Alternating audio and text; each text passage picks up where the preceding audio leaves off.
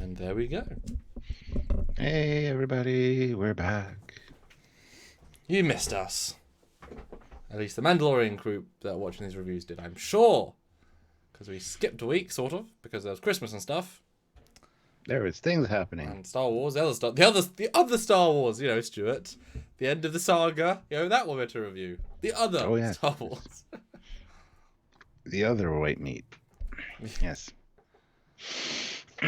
So, yes. Welcome back, everyone. You did do the... I didn't actually watch it. You did do a review of the new Star Treks, the short treks, didn't you? You did a review of those two, didn't you? Just first reactions to them. I didn't really review them like you did. Close enough, wasn't it, though? Yeah. Should probably watch it at some point. Yeah, I kind of ranted a little bit on those, but that's okay. Good. But yes, what are we talking about today, Stuart? Oh, today we're talking about Mandalorian, the end of season 1, chapters 7 and 8. Because basically they're one episode, really. So, yeah. Yes, and I waited to watch them both back to back because you said after the first one it's basically a two-parter. So I was like, okay, cool, I will wait. I just finished watching them as a movie. And let me listen to us on the phone to see if we sound... Because sometimes the audio does not like us, and even though it says it's great, it's not as great as it could be. So let's see how we sound. Well, the audio might not be great, but we are great. We are fantastic. Say something, Stuart? I said something, Stuart, all the time. I say things all the time.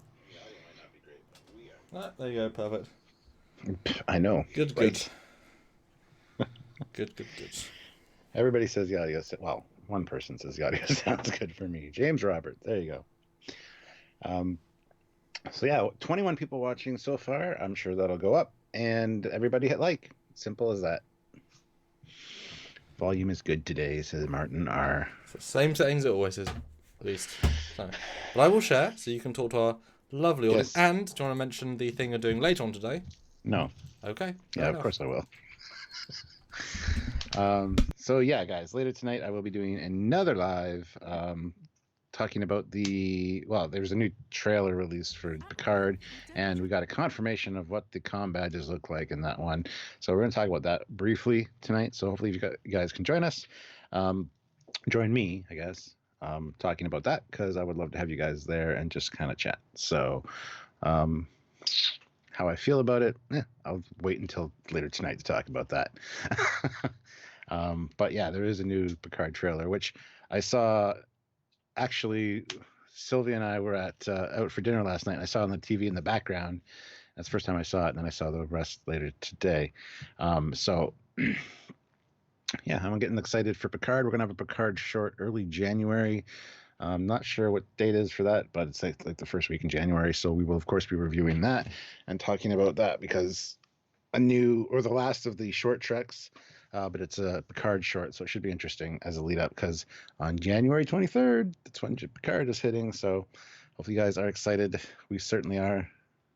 But yeah, so tune in for that. I will schedule that after this one is done, and then you guys know what time it is. It's probably going to be 10 or 11-ish. Not really sure. That's Eastern Standard Time. So it might be late for some people, and I apologize, but best I can do. So... Hi guys, Chewie and I are here, says Ozzy. Ozzy is friends with Chewie apparently, so that's interesting. Mandalorian 7 and 8 better than new Star Wars. I've spoken, says War Pig. 1, 2, 3, 4, 5, 6. War Pig.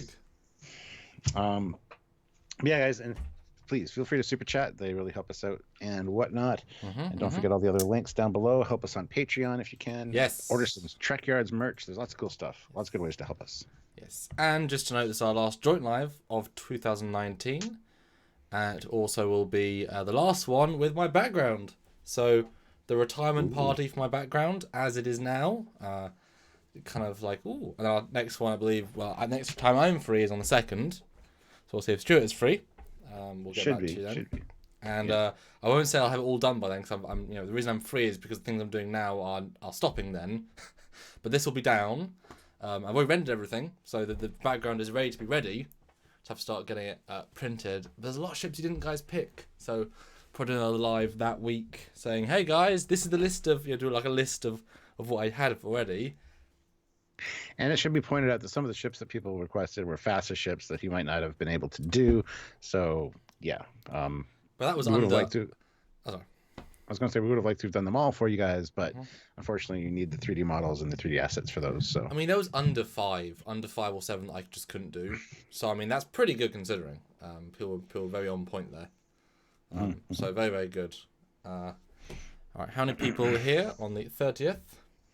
39 people so far. Jarzy says you need to put the old background in a torpedo casing and get a proper send off. That's cute. I think you guys should all just email us with your addresses and we'll just randomly send you like a ship. Yeah. But don't do that because no. Jeff Jacobs, what's in $2? Icebreaker will break off some more ice at 50. Hashtag make Jeff pay. Yeah, just good at breaking the ice for the super chats. I love seeing the colors in the chats. It helps because the colors make me happy. And it's our last live of this sort of the year. So if you can, please do put super chats in because this month we're doing slightly better, but that's not saying much. So if we can get 50 or 60 this month, this one, that would be Sue to the perb. Yes. So, yeah. And just talking about making me happy, I got this. This is done by my buddy Blappy. He 3D printed the Razor Crest. And this is like a 400 some odd scale. I forget the exact scale, but anyway, very cool. And I intend to finish painting it, give it the nice detail. But there it is. So now I have a little Razor Crest I can have on my desk while we're talking about the Mandalorian. Excellent. Excellent. Yeah, that's one of those ones that I'd love to get orthos of so I can make a proper 3D model of it. Although I see a Lego version. Is there actually a Lego version or is there a fake Lego version? Probably. Oh, speaking of Lego, I have a great idea. I was watching Drive Tribe, which, if you guys know, is like James May and Richard Hammond, for the guys from Top Gear, now Grand Tour. And they did... Next time you and I are together, Samuel, we're doing this. We're going to get like a Lego kit of a Star Wars vehicle, vessel, whatever. We're each going to have the same one. We're just going to start building it. And every minute, people in the chat are going to ask us Star Trek related questions. And somebody's going to read them off to us. And we have to get the correct answer. It'll be you, then me, then you, then me. And as we're building, if we get one wrong, we have to take a drink. And it'll be interesting to see how the build goes. Because, after you've been drinking for a while, fiddling with Lego might be interesting, and see who wins the race. I think that'd be really fun to do. There you go. I'm putting that out there now. Dear. That's all I can say. Oh dear. No, that sounds fun. That sounds good. But Stuart, shall we begin talking about this? Yes. This piece of end of Star Wars, of a new era, the new era of the TV show of Star Wars. So what did you think? Now, I guess we'll go sort of generalities maybe, because like I said, they're just one big long story. So I guess what do you think of this big long story? If you want to sort of clarify each episode, that'd be good too. Full spoilers. There you go. Well, I mean, the middle stories are standalone ones. The first 2 episodes and the last 2 episodes are like one nice long movie. So yeah, you could skip all the middle 6 and just play the first and the last 2. It'd just be one long unfinished story. Yeah. But that being said, I thought they were all fantastic. I really enjoyed this ride so far, and a few surprises at the end. I mean, I'm excited to see what happens in season 2. We didn't get a lot of answers, all the answers we expected from season 1. Still don't know who showed up at the end of the Gunslinger. I think that's going to play a big part in season 2, as is the Dark Saber thing, which people have been directing me a lot of Clone Wars episodes and stuff. Mandalorian weapon. History of the Dark Saber. So it's going to be interesting to find out all that stuff. But overall, I thought it was a fantastic ride. We got introduced to a lot of new characters and concepts, like an astromech droid with arms and legs. What the actual F? Well, my dad pointed out that's probably just a customized one because the guy wanted to make a custom one. I doubt that's like a production model. That's just let's just put this together because it seemed very odd. Yeah, absolutely. But so really cool stuff in this, and I really was satisfied with the ending. There's 2 things that really annoyed me with the ending, which I can say now because it's spoilers. Quill died, and so did IG-11. What the hell? Again. Yeah, well, he's gone this time for sure because he melted in lava and exploded. But I'm kind of disappointed about that. I was really digging those 2 characters, and I was hoping, because you didn't have the weight from when they scooped up Baby Yoda. Yep. And he was just at the Razor Crest ramp too, and IG-11 was programmed to protect, and he rebuilt him. So I assumed he was just unconscious or something, but no. So, yeah. Anyway, I like it. That's my answer. And which one do you like more, part 1 or part 2? And can you explain why slightly? I would say part 2 because we got to see the Mandalorian's face. We got we're introduced to IG-11 doing what he does best, being a nurse. We got some good comedy. We got two scout bikers that are like the most hated men in Star Wars now for punching Baby Yoda. There's a lot of cool stuff in the second one, so I prefer the second one, honestly. Yeah. Cool. I like the word satisfied. You said you felt very satisfied by the end. I felt anything but satisfied at the end. Really? I was not bored is the wrong word, certainly, but I thought very little happened. I was engaged by the Baby Yoda storyline, and so at the end of this, I'm like, it just felt wasted again. I mean, he did a little bit, but I mean, it's the same stuff he's done. They're spinning their wheels almost in like the story. I say it again, they should not have made this big overarching storyline. It's their biggest problem. Like it got people invested, but if they're not going to pay it off, you can't say it'll take 4 seasons to know anything about this one creature. That's not good enough. That's not how you do a story. If it was just him as the character without this bigger plot, it'd be great, better, because it'd just be a cool piece. But with this extra stuff, it's like, well, they're not adding anything to that, so it falls apart. Like it just sort of like it feels hollow because nothing has happened. And all the 2 episodes is they go to a situation, they get shot at, they wait in a building, then they escape. Nothing happened. It's incredibly hollow, and to introduce this baddie right at the end is weird. And he feels okay, but again, like a bit hollow. And also everything's a bit easy. Like nothing's particularly challenging, which is weird because it's been quite a realistic like build up. So it was kind of a mixed bag. Yeah, it seemed like they were in a bit of a pickle, but they did get out of it rather easily when you actually look at the way things progressed. Yeah. Especially as I watched it back to back, so obviously they weren't in the hole for more than 5 minutes, from my perspective, Yeah. And then I had to wait over Christmas. How was I supposed to enjoy Christmas with not knowing what happened to Baby Yoda? Yeah, nothing really. And then, like say, the Mandalorian, like he gets injured and then he's fine minutes later. Like they create a few perils and then just ignore them very quickly. So it's a weird. And also you see the lack of budget because we see they go back to all the old environments. There's nothing new really. So it's one of those things where they were being very clever, but they would try to be too broad and yet too thin. Nothing new, really? We saw a TIE fighter that had a really cool landing feature, which we've never seen before or since. Even the one in Rise of Skywalker that Kylo Ren takes to the thing, it lands the way all TIE fighters have always landed. But it is just a TIE, like it has no unique things. There's not a unique cockpit, not a unique marking, not a unique look. It should have had a different. Yeah, it should have a different paint scheme to symbolize something different. Because I don't think all TIE fighters do that.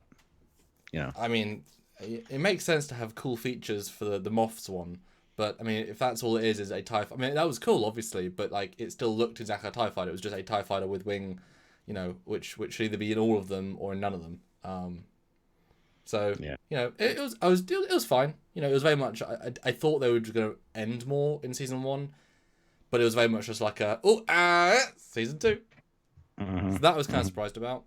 Plus, I think it didn't help that everyone said it was the best thing ever. Like I was seeing Rotten Tomatoes give the last episode 100% out of 100, so I was thinking, it's going to be fantastic. And it's like, it's all right, pretty good. Good for what it is. Yeah. Again, expectations, right? Zeraxis, though, throws in $5 and says, finally a live-action Star Wars with proper Stormtrooper banter. Absolutely excellent. That was a great scene. Yeah.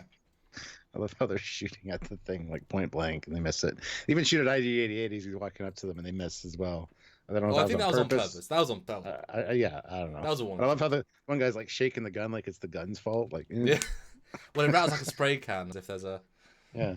These episodes are very clever, but they ran out of money, and they reused everything they could, and it felt Yeah. They needed like an extra 10 million to do a new planet, like a new something.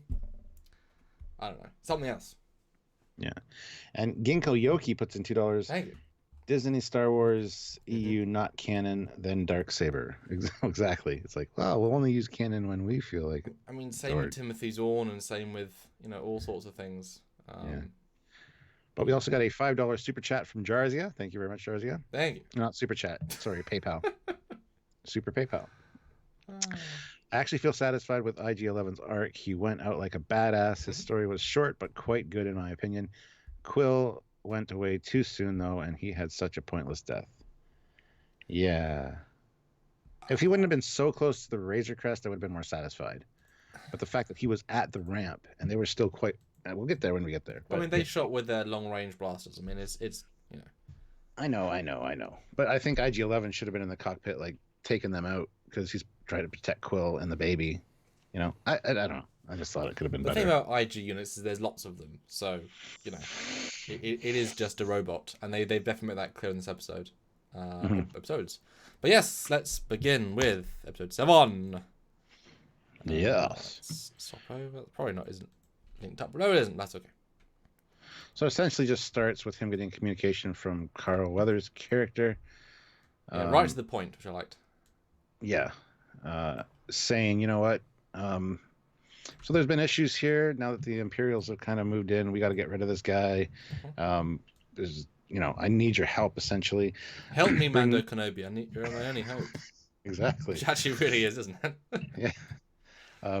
Bring me the baby. We'll use it as bait, and we will take this guy out. And then, of course, your debt will be, or your whatever will be wiped clean, and you'll be good with the guild again. I can arrange that. And the whole time I'm thinking, yeah, right.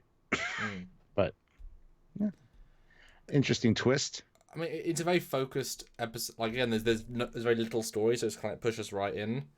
I like the guy saying, "Hey, Mando! Hey, man! Hey, friend! We're both alive. That's great. You didn't think I was, did you? Ha! It's like, okay, cool. Fun tone. Let's start with a fun beat. And I will say, I appreciate the turn within the turn. Otherwise, this would have felt a bit hollow as well. Yeah. Because it is a trap, which is obvious. Although, as often they say in TV and film, as in the scenarios, it's like, well, best way to get through a trap is to be in the trap and then start the trap, because then they've played their hand. If you then think around the trap to then trap their trap, The trappiest trap of all, trapping their trap. Yes. But anyway, he decides to accept the mission, and he figures he might as well go get some help. So he heads off to the planet. Oh, by the way, episode 7 is called The Reckoning, just so you guys know. Thanks, Stuart.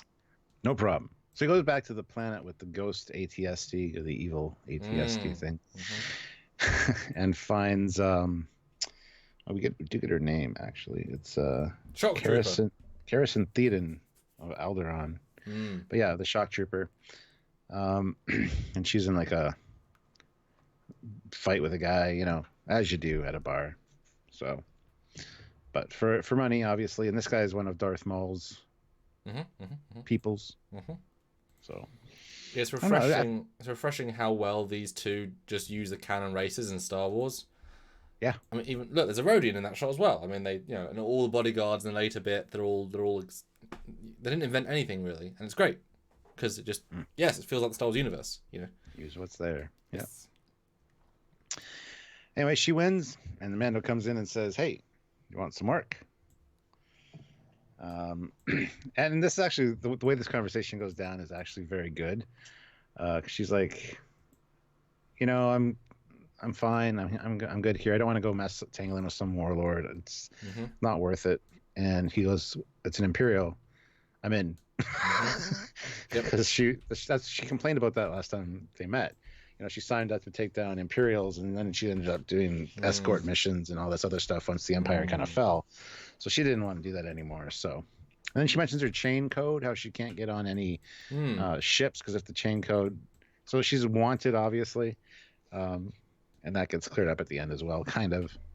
But he's like, "I got a ship. You'll be well paid. To get you there, get you back, and you'll live happy." She's like, "I already am happy." And she looks happier. The vibe she gives off is more friendly here, which I like. Yeah. Just a bit more. Yeah.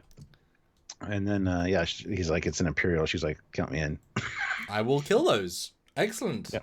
Count me to murder. Yes, please. And what do you think of this the fight and then what do you think of the fight? It's I forget what those are called, where you're tied together with a rope. It's Is it a thing? yeah, it is a thing. Even in wrestling, they have it. It's a Oh. Texas something match. You're tied to your opponent essentially. I thought it was cool actually. But then she uses this electro thing to like strangle him, and then it just shuts off. So I don't know if it determines the winner that way. I don't know, but I thought it was really, really cool actually to see that. So I liked it. I kind of wish they just like she was just shooting somebody and then he walked in. It's like, oh hey. Sorry. Okay, now I can talk. Like this, knowing how much this episode feels quite cheap. Like they saved a lot of money here for the last one, which is fine. But now knowing the sequence, this didn't add anything. Weirdly enough, her reveal being from Alderaan, which is a great reveal, gives more to her character than this entire battle, this entire sequence. Like you don't need an action scene for action scene's sake. So I was kind of like, I don't care. It wasn't engaging. Yep. Could have been done better. Yeah. But it's just showing like typical bar life. She's just hanging out doing her thing, right? So that's how she makes her money. I was gonna say I got the impression she's more like, well, you can bet on me if you want or against me. Let's fight. And Timothy Moore says her opponent shut it off. Okay, I didn't notice that, but yeah, that makes sense. Like it's a I give up, I forfeit kind of thing. I thought he just got choked out. I thought so too, but it automatically turned off because he was knocked out. Yeah. But yeah, I like the conversation. It's good. I mean, we knew she was going to come back. Like, we knew they're all going to come back. That obviously made sense, building the posse. But again, this episode felt cheap to me because this is just the bar set. They filmed at the same time, to save money, and that's fine. But that's smart. That's what that is. It is. But it was like this. Obviously, the same crew, the same same costume, the same days, the same lighting. You know what I mean? It just feels like, doesn't have that flair that some things could have. Yeah. But it's okay. But yeah, she was good. So she decides to come along, and they are flying around discussing the situation. Do you trust this guy? Do you not? No. Not really. And she says, is it okay to leave Baby Yoda up here by himself? Okay, fine. We're going to go downstairs and look at the guns.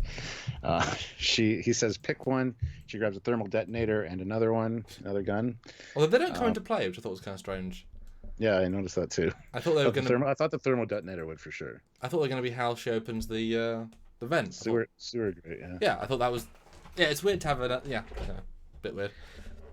But yeah, and she's like, so can you trust this guy? Absolutely not. Actually, it was funny that she starts out the conversation up in the cockpit. She says, "Does he know I'm coming?" And Mando's like, "Nope." Well, that might be a problem. And he says, if it's a problem for him. Yep. You're my solution. You're his problem. Exactly. Yeah. And Baby Yoda's head, you see him poke his head down. And now the thing that got me is wondering, when Baby Yoda starts messing with the controls, does he know something's going on and he doesn't think it's a good idea? So he's trying to get them off course? Or is he just being a kid and just playing with this? It seems like he's got first time I just thought he was just being a kid.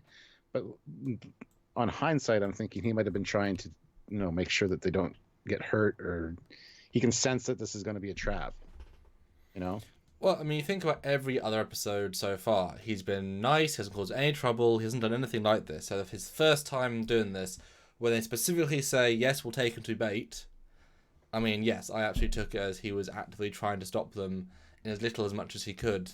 I got the sense he was trying to stall them, because it wasn't as if he was just taking them off course. He was doing something to actively damage the engines by doing something weird, and he had to oh god, turn off. So yeah, I absolutely got that as a vibe. Like he was trying to do something. Like he was trying to protect them. Yeah, using his force sense to detect there was a trap. Yeah, or just overheard him. He's clearly more like he's not a baby in terms of intelligence. He's got a brain. He can think.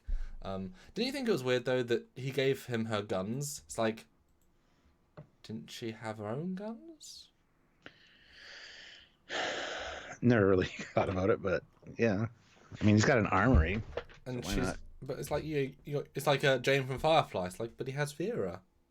He doesn't need to. If you give me an option of all the guns, I'd still bring my P90. It's like, I've got it for a reason, mate. Yeah. Did he get rid of his rifle? Did he leave it with the other lady on that planet? the because we haven't seen it really since then. Not at all. Now that he's got a jetpack, where's he going to put it? Because it was slung on his back. So anyway, yeah, we hadn't seen it since then. So I was just curious if I missed something and it got handed off to somebody or whatever. Yeah. No, I agree. It did feel weird. But the scene ends with we basically need a babysitter for this thing. Do you know anybody that you can trust? My first thought was obviously Quill, that he was going to go there. But then again, on hindsight, I was thinking, should I have thought the lady from Tatooine? Oh, that would make much more sense. He could even drop Baby Yoda off there, but no, I guess he needed him with him. But well, he didn't know. Well, he did know that. That's interesting. Yeah. And I assumed that the whole time that there would be more to the plan than just it's empty. That he would fashion like a robot voice chip that would be a hologram, like something really clever because he's a genius engineer. Mm-hmm. And so just to have I was kind of expecting something clever and never quite happened. Therefore, I thought you could just leave Baby Yoda somewhere else and he wouldn't play a part of it. But yeah, great point. I mean, the engineered lady, yeah, makes more sense. Mm-hmm. Mm-hmm. I didn't think that at first, though. I knew he was going for him right away. Yeah, which was nice. But then on second viewing, I'm thinking, what about that other lady? No, you blew my mind there. Yeah. I mean, the only other character of the entire show that's still alive, pretty much. Yeah. But yes, back there with a great character, but again, very similar scenery, very similar whatever. And he's nice, still it's great. It's great. It's an Ugnaught. It's not a new universe character. It's just we'll take an alien species and we'll give him a character. Great, good, well done. Well, we get a great conversation here about how he used to work for the Empire, and he doesn't think that the baby is a strand cast, which is a clone, a DNA. It wasn't grown. It's too ugly. And then he compliments her by saying, "You look like you were grown in wherever," he said. Like such a compliment for her. And this was kind of neat. This was a conversation that really should have been bigger, but played off like, oh yeah, you're not a clone. You're not like that was a big moment of like, oh, development. Oh, we're just gonna walk right by it. So are they saying that he isn't a clone? He isn't a genetically created being? That's the way it's kind of leaning right now. Usually, when you genetically engineer something, you speed up its growth, right? Yeah. Of course, Jango Fett and Boba Fett were an exception to that, but. I don't know. Yeah, so that's kind of the vibe I got from that. Just kind of confirming, without really confirming, that it's not a clone. That's what it seems like to me, anyway. Or it is a clone, but they let it mature fully, correctly. So a clone might start with the same genetics, and if you make it grow quicker, then its surroundings will have less of an effect. But if you let it grow naturally for 50 years and you let it visit places Yoda didn't visit, then obviously it will grow and be different. Yeah, it could be that you can't grow a clone with the force power. You have to let that develop naturally. So maybe could be the thing too. It's funny you mention that. There is an entire massively great storyline with a clone called Joruus C'baoth, and he was a Jedi Master who fought in the Clone Wars, and then he was killed and then brought back to serve the Empire. Well, sort of. At least because if you're a Jedi cloned with the Force, you go insane. That's all the nature of how it happens. But it's how you go insane, but you still have your Force powers, and obviously then an insane Jedi is even worse. And the quicker you clone it, the worse it is. So that's great. I mean, you just analysed it, but I remembered that. But that's possible. But if this creature is then generally 50 years old, and this plan by Sidious, because now Sidious is retconned to be all 9 movies of, right? So now we know from this point onwards that every plan that any post Return Jedi Imperials are likely something to do with Sidious, and anything high end is probably Sidious related too. Unless unless he doesn't come back for a few years, but you know what I mean. So it's likely this could have been, there's hints towards that, so we'll see. Maybe they wait to see if episode 9 was a success to see if they actually link it into him or not, because that would be quite, if everyone hated it, let's just do something else. Yeah. What do you think? I mean, maybe. But yeah, if it is in fact 50-year-old plan, then yeah, I would say it was definitely part of his agenda, if you will. Because Yoda was alive 50 years ago. I mean, he was alive 5 years ago, but I mean, you know what I mean? Yeah. He was doing his cool things 50 years ago, so that would be a good time to take his genetic material. You know, Emperor Palpatine might have been on the throne currently as just Palpatine senator. Yeah. Yeah. Zaraxis puts in $2 though. Thank you very much. Thank you. Star Wars: A Sidious Story. Dun dun dun. I would watch that. Although to be fair, the robot chicken, Yeah. that is mwah. I love that Yeah. to bits. That's one of my favorite bits they ever made. That's fun. Yeah, and they have the show Star Wars Detours, which like 73 episodes done and finished, and it's just shelved because Disney bought. I want to see that because that's the same kind of humor. Anyway, It's a thing. It's a thing. off topic for sure, but Well, Michael- still Star Wars. Michael Elliott puts in $10. Oh, thank you. That's helpful. Thank goodness for Mandalorian. At least we're talking about Star Wars. Absolutely. Yeah. And Jon Favreau said it will be fall of 2020 when it's season 2 starts. That might be pushed back, as we've heard before that things are getting released in November, usually get pushed back to January, February sometimes. So, but anyway, take that. Don't have to wait a full year, hopefully, for. But I bet you though that they really they're like, damn, this worked.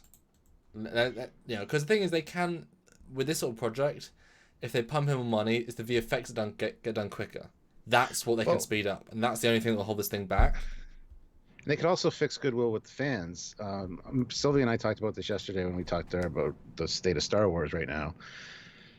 It's conceivable. This is like 5 or 6 years after Return of the Jedi, so it's conceivable that in the Mandalorian search for Yoda's species, he runs into Luke Skywalker.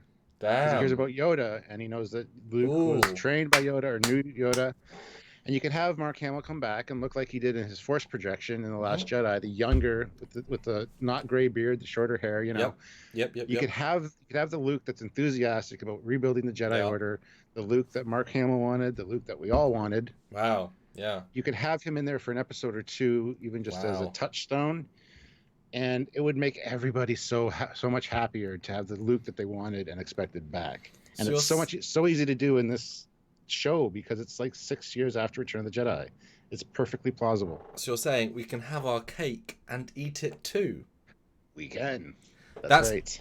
I mean, he'll look too old for that, because that's not reasonable to think he'll go from this to. I mean, that's too expensive for this sort of show. I mean, obviously, if they just pump money into it, fine, they could do it. I love that though. That's genius, especially since I was surprised I didn't know what the Jedi were. That felt really disconnected to me.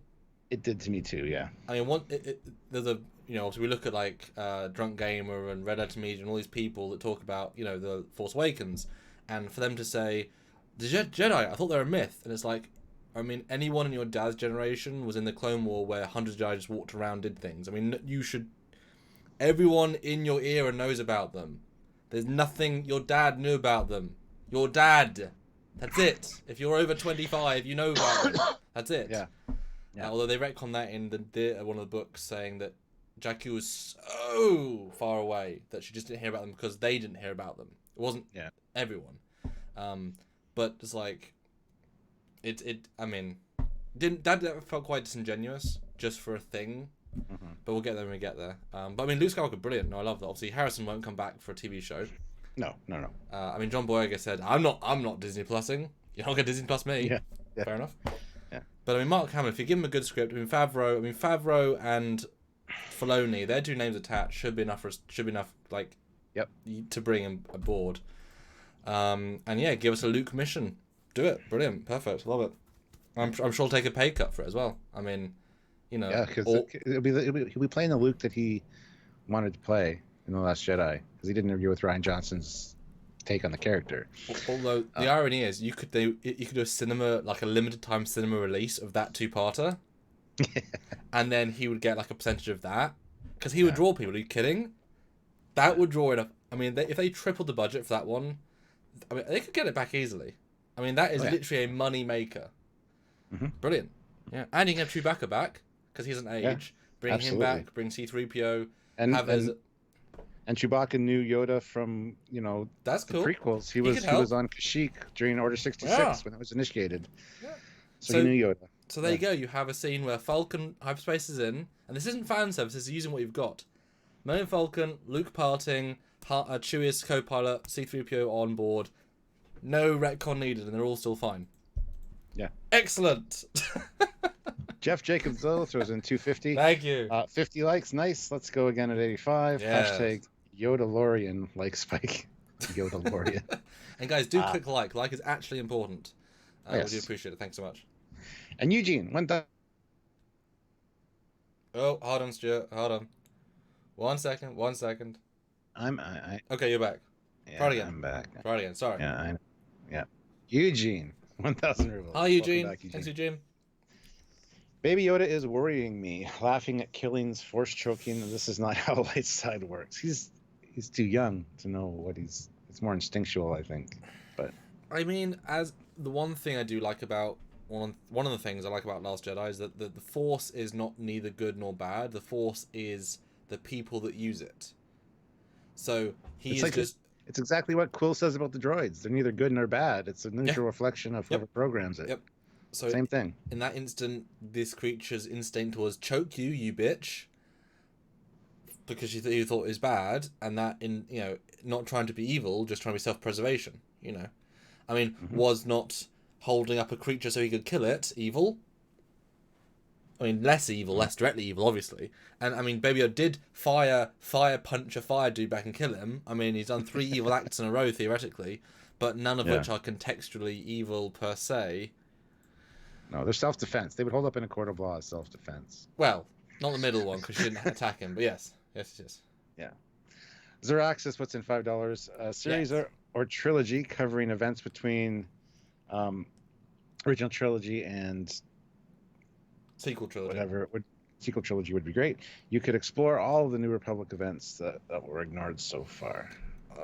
I mean, that's just them saying, right, let's reboot the current reboot. That would be weird. They had the chance to do that.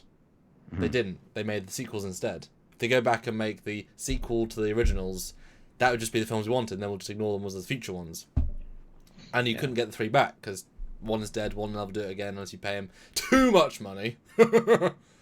And Luke would. Anyway. Zeraxis, $2. We need Thrawn. Give us Thrawn. Yes, please. Oh, but Bid Horndy 12. This all sounds awful in our Luke thing. Let Mandalorian be independent of the rest of the Star Wars universe. No tie-ins, no coincidences, no more contrived fan service.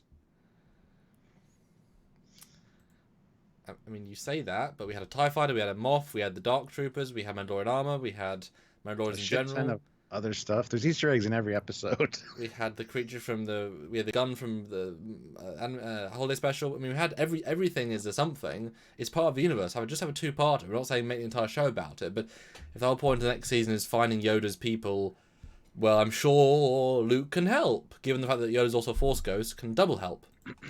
So it's not fan service, it's just, all that good stuff. Michael Elliott puts in $5. Thank you. Harrison Ford in Mandalorian 2020, back up the Brinks truck. Yeah. Beep, beep, beep. Absolutely. Oh, we got another PayPal from Jersey, although that sounds it. And Brandon D also comments, and wonderfully so, Luke even force chokes a Gamorrean in Return of the Jedi. Wow, yeah, I forgot about that. Good, great call out. Thank you. All right, we got two PayPals by the looks of it. $30. Oh, Jesus. From Elizabeth Smith. Hey guys, saw you live. Popped in to drop a like, but haven't caught up on Mando yet. We'll catch up with your review when I sort out my TV viewing life. Excited to see what you do with today's new Picard trailer. Have a good one, and happy new decade. Well, thank you. Very kind. And yeah, happy new year and all that jazz. We also got one from Robert Hartley. Cool. $15 Canadian, so thank you very much. But no comment. Well, you are all awesome, so thank you so much. And Jersey hasn't come in yet. That does happen. There's another one that we're waiting. We'll read it when we can. Anyway, let's move on. So then the IG-11 unit walks in, and everybody points their guns at it. And Quill's like, no, it's fine, it's fine. He was left in your wake. Yeah. And I rebuilt him. It was difficult. Your destruction. I don't trust that droid. It's supposed to kill the baby. but it's been, I rebuilt it, I've reprogrammed it, and that's what I talked about a second ago. The droid is neither good nor evil. Um, and yeah, it's funny, the training, it's had to learn everything again, how to stand, how to hold a glass. And it drops a crate on a little lizard thing. And the Ugnaughts like, no. Can't get the slop in the bucket. I mean, it was learning. It's just the process of the learning curve. So finally gets everything right, and then offers them tea. Now, did you think this was a reveal when he came in? What do you mean? Well, I mean, were you like, oh my god, he's back, sort of thing? Because it kind of plays like that. It was supposed to be. It was supposed to be, but we knew that they kind of all teamed up if you took the picture of them all together. Unless that was just like, oh, these are the best characters, we're just going to throw them in a picture. But yeah, I kind of suspected he'd come back. So yeah, I was happy about it too, because I like IG-11. So obviously it wasn't him. He wasn't snarky. So I mean, it wasn't the same character. Obviously, it was a reset version. Yeah. But obviously, he's more of a plot device. He's useful in the season, which is fun. But I mean, it makes sense for the guy. I mean, this is a really advanced unit. And it was odd to see a montage of him learning things. That was a bit odd. Because you would think you could just write a code, download it into his brain to learn things. It was a bit of an odd, it's interesting. I mean, it's like teaching a robot. You have to teach it in real time. I think it was too damaged. It's circuitry. It had to learn, because he said it was hard to repair it. Like its higher functions were lost, so I had to teach it lower functions and build up. Yeah. Bit walking was like, wow, that's a thing I've never started to see. Teaching a robot how to walk for the first time. That was I mean, talk about radical visuals, Oh, we got money. Jarzia's thing came in. $5. Thank you very much, Jarzia. To be fair, even at their prime, the Jedi were 10,000 in a galaxy of trillions. Even during the Clone Wars, the Jedi were probably something more people heard about, but assumed their abilities were exaggerated. I mean, it's like us hearing about the SEAL team or FBI, special ops. We've heard about them. We know what they can do because we've seen movies, but we've never met anyone of them because there's not that many or whatever, right? Well, I mean, same kind of thing. Well, like I said, it's like the FBI. I mean, 99.9% of the world will never ever see a single one of them because they don't need to, but they're out there. But the fact is that the Jedi are the biggest at the Clone Wars, were the biggest PR people possible. Yeah, they were on Coruscant. They're the only hope because they have superpowers. You don't think that the Republic is broadcasting, the Jedi successfully defeated Thingy and Aldroth. Aha, the Jedi! Yay! Ahsoka Tano! Woohoo! Now they're going to promote that, like, everyone knows what the Jedi did because they're the ones that are the hope. I mean, clones aren't the hope. It's the Jedi leading them. So I disagree. I think everyone knows about the Clone Wars. Everyone knows about the generals. People have action figures in the Star Wars universe of these Jedi. I mean, Kanan and Ezra in Rebels, like, idolized Jedi, has a Jedi helmet and stuff. Like, these are iconic figures that are legends. These are the war generals. These are the, they were the police, became the war generals, almost saved the galaxy, became traitors. I mean, just that itself is going to be known by everybody. They went rogue, these heroes, and that'll be a new story to tell to kids. Well, Bidro High 12 makes a good point. In Star Wars, Han Solo didn't believe in the Jedi. He's like, it's all a bunch of superstition and nonsense. Well, that was the Force. That wasn't Jedi. That was the Force. Yeah, but they kind of go hand in hand. Well, he didn't not know what the Jedi were. He just thought the Force was he was just a smuggler, and I'm sure he never dealt with them. We saw he was after the Clone Wars, so he didn't have that first-hand experience. We saw the war he fought in, which was after they were took over. So there's no Jedi anymore anywhere. All he had was stories, and there were stories from the Empire side. So he was young enough to skip the first hand. That's what I'm saying. The Dad's generation, and he didn't have parents to tell them, Yeah, I mean, it's contextual. Obviously, the universe is big, but if you've got parents that knew them in the sense of being heroes, Yeah. And Joe Torres, our head and just messaged me and said, "I know I'm late, but it's called a Texas strap match. That's what it's called when they're tied together." There you go. Thank you, Joe. Sounds dramatic. So Zeraxis puts in another $5. Thank you very much. Palpatine actively publicized the Jedi's participation in Clone Wars to make it easier to pass them off as power hungry when he took over. Yep. And it's funny because the beginning of each Clone Wars episode is like a news serial. Yeah. You know, the Jedi, did this, and yeah. Yep. Anyway. Yep. All right, so. Oh yeah, Quill's like, we're coming with you. I'm bringing IG-11, whether you like it or not. He's like, I don't want that thing anywhere near the kid. And well, I'm bringing IG-11, and I'm also bringing the Blurgs. They're coming with me too. And he's like, the Blurgs, I have spoken. Well, no, it's nice because he says, Mando says, I want you to take care of the baby. I won't. But why not? Why don't serve anybody? But please? No. But the robot can. No, not the robot. The robot will. No. I'll program it to be a nanny. What? Trust me? Fine. But now I'm going to come with you. Because the safest place to have a nanny robot is with you in the battle. I thought he was going to stay behind. I was like, well, why you bring it with you then? What's the point of a nanny droid in the war zone? That I thought was a weird...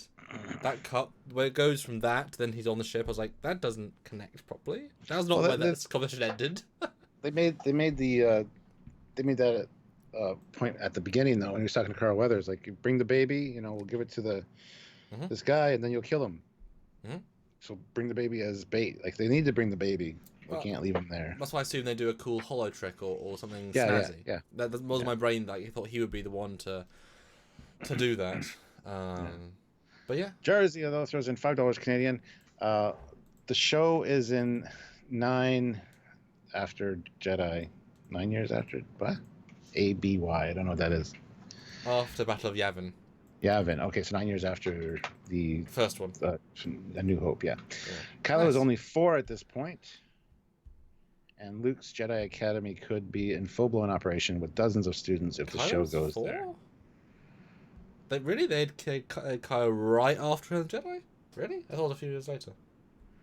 I guess he's a grown adult, but I always thought Kylo was like mid-20s.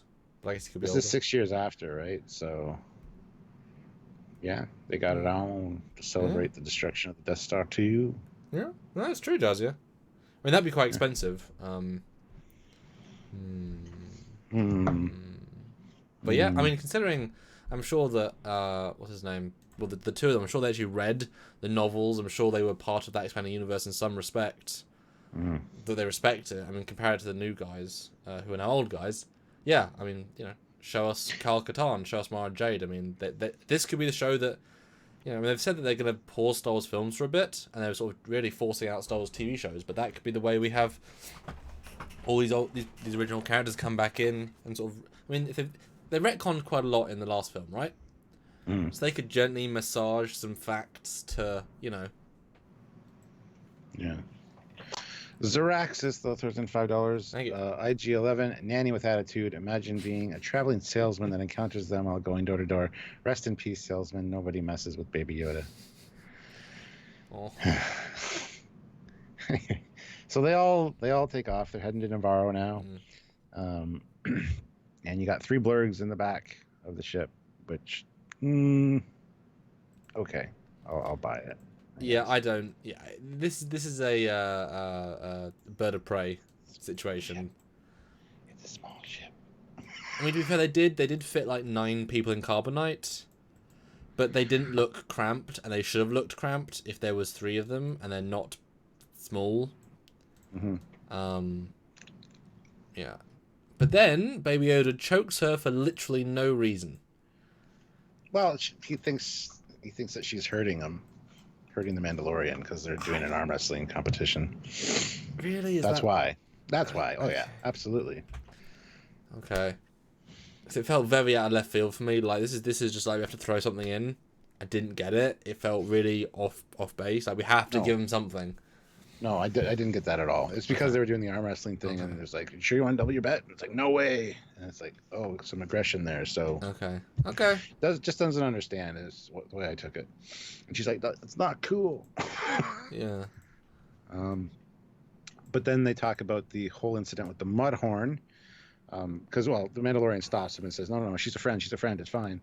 Yeah. And then Quill's like, "Now what you said earlier about the Mudhorn makes more sense."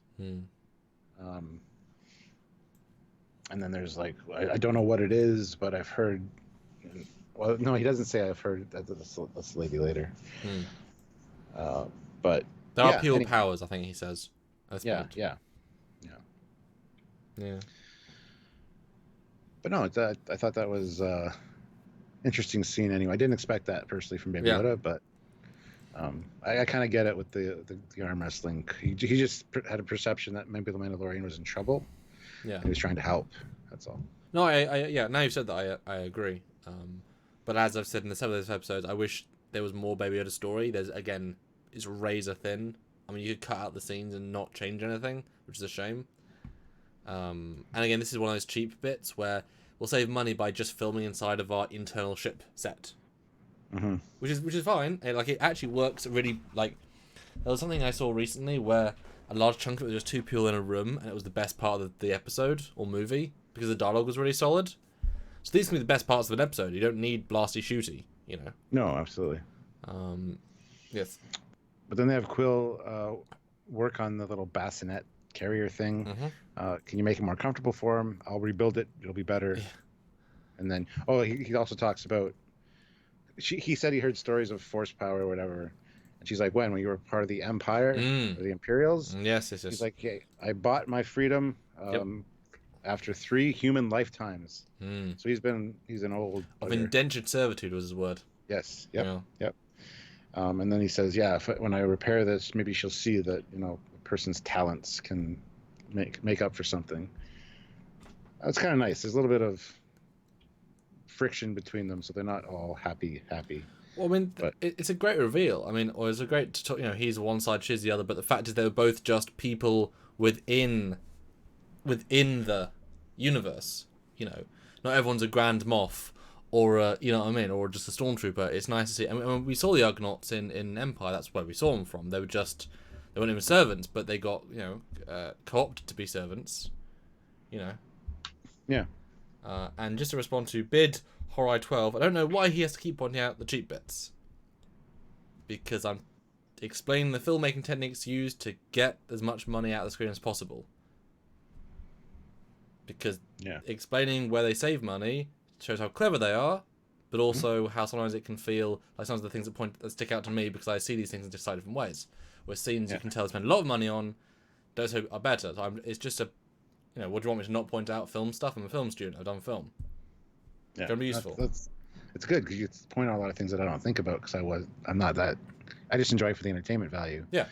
But I've learned a lot listening to you over the years about that kind of thing. So, yeah, I appreciate it actually, and that's one of the good things that makes the show great. This show because we point out the good and the bad and everything, reuse of props and stuff in Star Trek. I wasn't trying to sound bad. I mean, Wrath of Khan was a cheap movie. That was. I said this to my dad. We were watching it together because it was like the big end. So that movie was made on the cheap. They cut the budget because one was but they used the budget smarter. Less budget means smarter decisions. Big budget means less smart decisions more times than not. Didn't say it looked cheap. Again, you guys are completely ununderstanding. It's like saying TOS looks cheap. No, it doesn't. It was incredibly expensive at the time. He says... Yeah. An anti-trekker is here. Welcome, anti-trekker. Oh my god! He says, Trekyards, the problem is that the Empire did not even exist for 3 human lifetimes. It's true. This is very true. Didn't even exist for 1. Well, just about 1. 1 young Luke. That was good. Yeah. I'm assuming he was.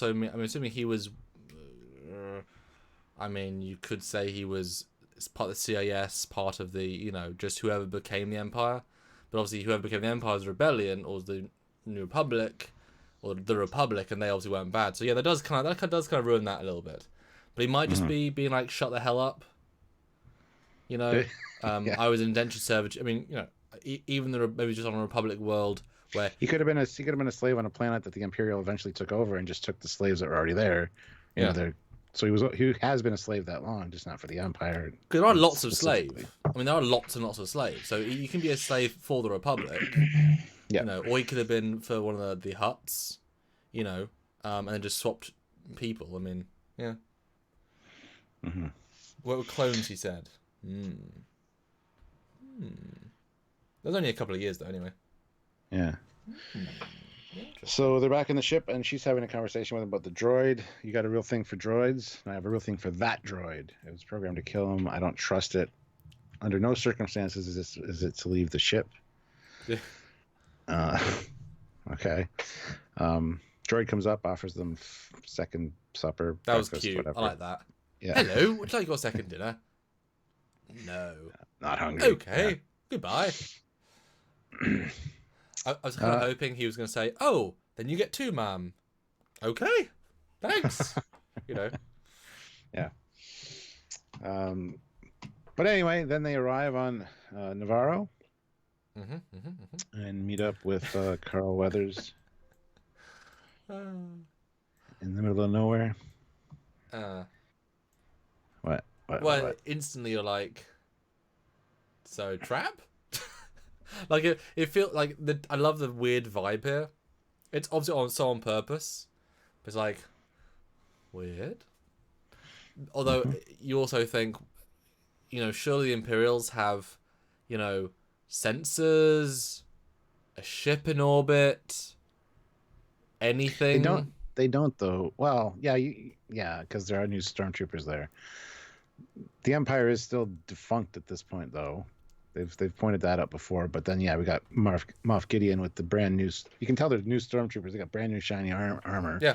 The ones that are with the older guy have the beat up, crappy, shitty on the outskirts armor. So I mean, they still have hundreds of ships. It just depends who owns them. I mean, I was really waiting to see like a Star Destroyer in orbit. I guess they're trying to go for a small feel, but to think that a planet specifically under Imperial control, under Imperial blockade, as in they're trying to like have control over it, who are exactly expecting a baddie, and they have no ships in orbit, who would detect it. Like, it was on the other side of the planet. It's fine. I can buy that to some extent, but I wish they'd said we got through their sensors or something. It just felt very disingenuous because like they would have sensors on the TIE fighter, on the space. There should be a starport here with sensors. Like I don't buy for a second they're undetected unless they explain how. So bit of a plot problem, but I mean, that's funny because I never considered that until you just mentioned it. Yeah. But you just it makes sense. Star Destroyer in orbit. You just Star Destroyer. Yeah. But that's okay. But he greets them and says, "Oh, it looks like you got some friends. Well, this looks like introductions are in order. I got 3 of the finest guild members here. They're loyal to the guild. And I appreciate all 3 are existing aliens/looks. We've seen them all before. Yeah. Great. I was surprised they didn't say anything, but if they did say anything, you have to pay them more. Yeah. But I was surprised they give them no character at all. But that's okay. That's okay. Yeah. I love how he's like, "Oh, look, a shock trooper. You can tell by your tattoo. What's going on here? This is no good." Before we get into anything else, Dreamer out there puts in $5.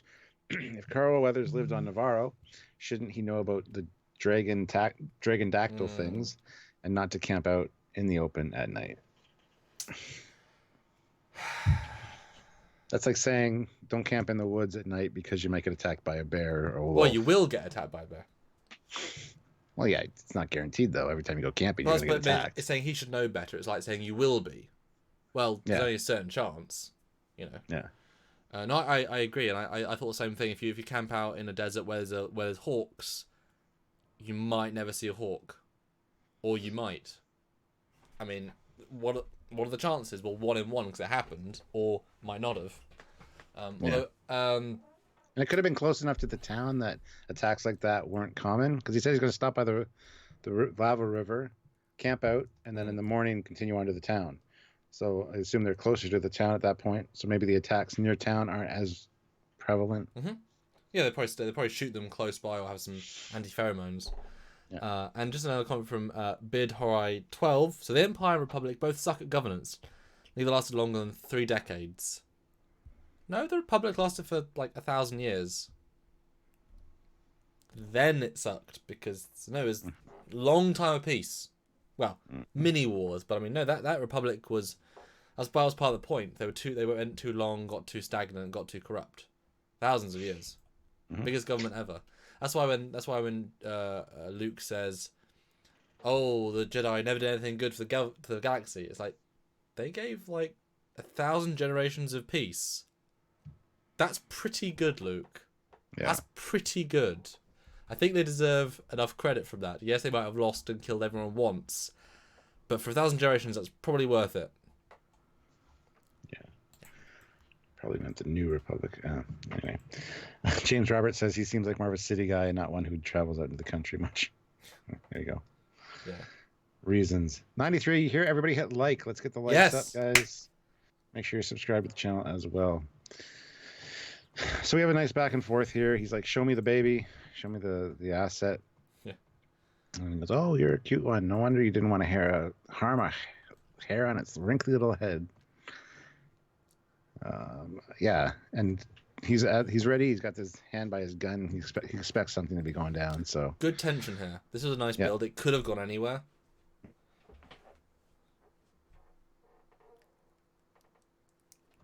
And then they decided to move on. So I thought it was very well done, actually. And I expected a trap, obviously, but I didn't know exactly what or when. Mm-hmm. So this was quite well done. Mm-hmm. Mm-hmm. I think the build was better than the payoff in these two, for me. Yeah, okay. That's why you prefer the first episode. Well, I prefer the second. There's some cool stuff in the second, though. I do agree, but I think the potential of the second is tangible in the first, rather than what she got, sort of thing. It's hard to. I mean, it's hard. It's hard. The first one's a lot of just fetch quests just to get people in the same exact situations. So they could have at least shown each environment at a different time of day. Like, give it a different feel. Like have the desert be raining, or have lightning storm, and then have the planet they find her on be at night. Like, could at least change the vibe with each one, rather than just be the same exact filming session. But again, save money, which is fine. Mm-hmm. Mm-hmm. So we get the night scene where they're eating, having a conversation about... Did you get it, though? Do you see this? You see this creature, and then it's on the spit. Oh. Yeah. I was sad with that. I was like, oh... Darn. Circle of life, my friend. I know. And I love how it's on the spit cooking. Yeah.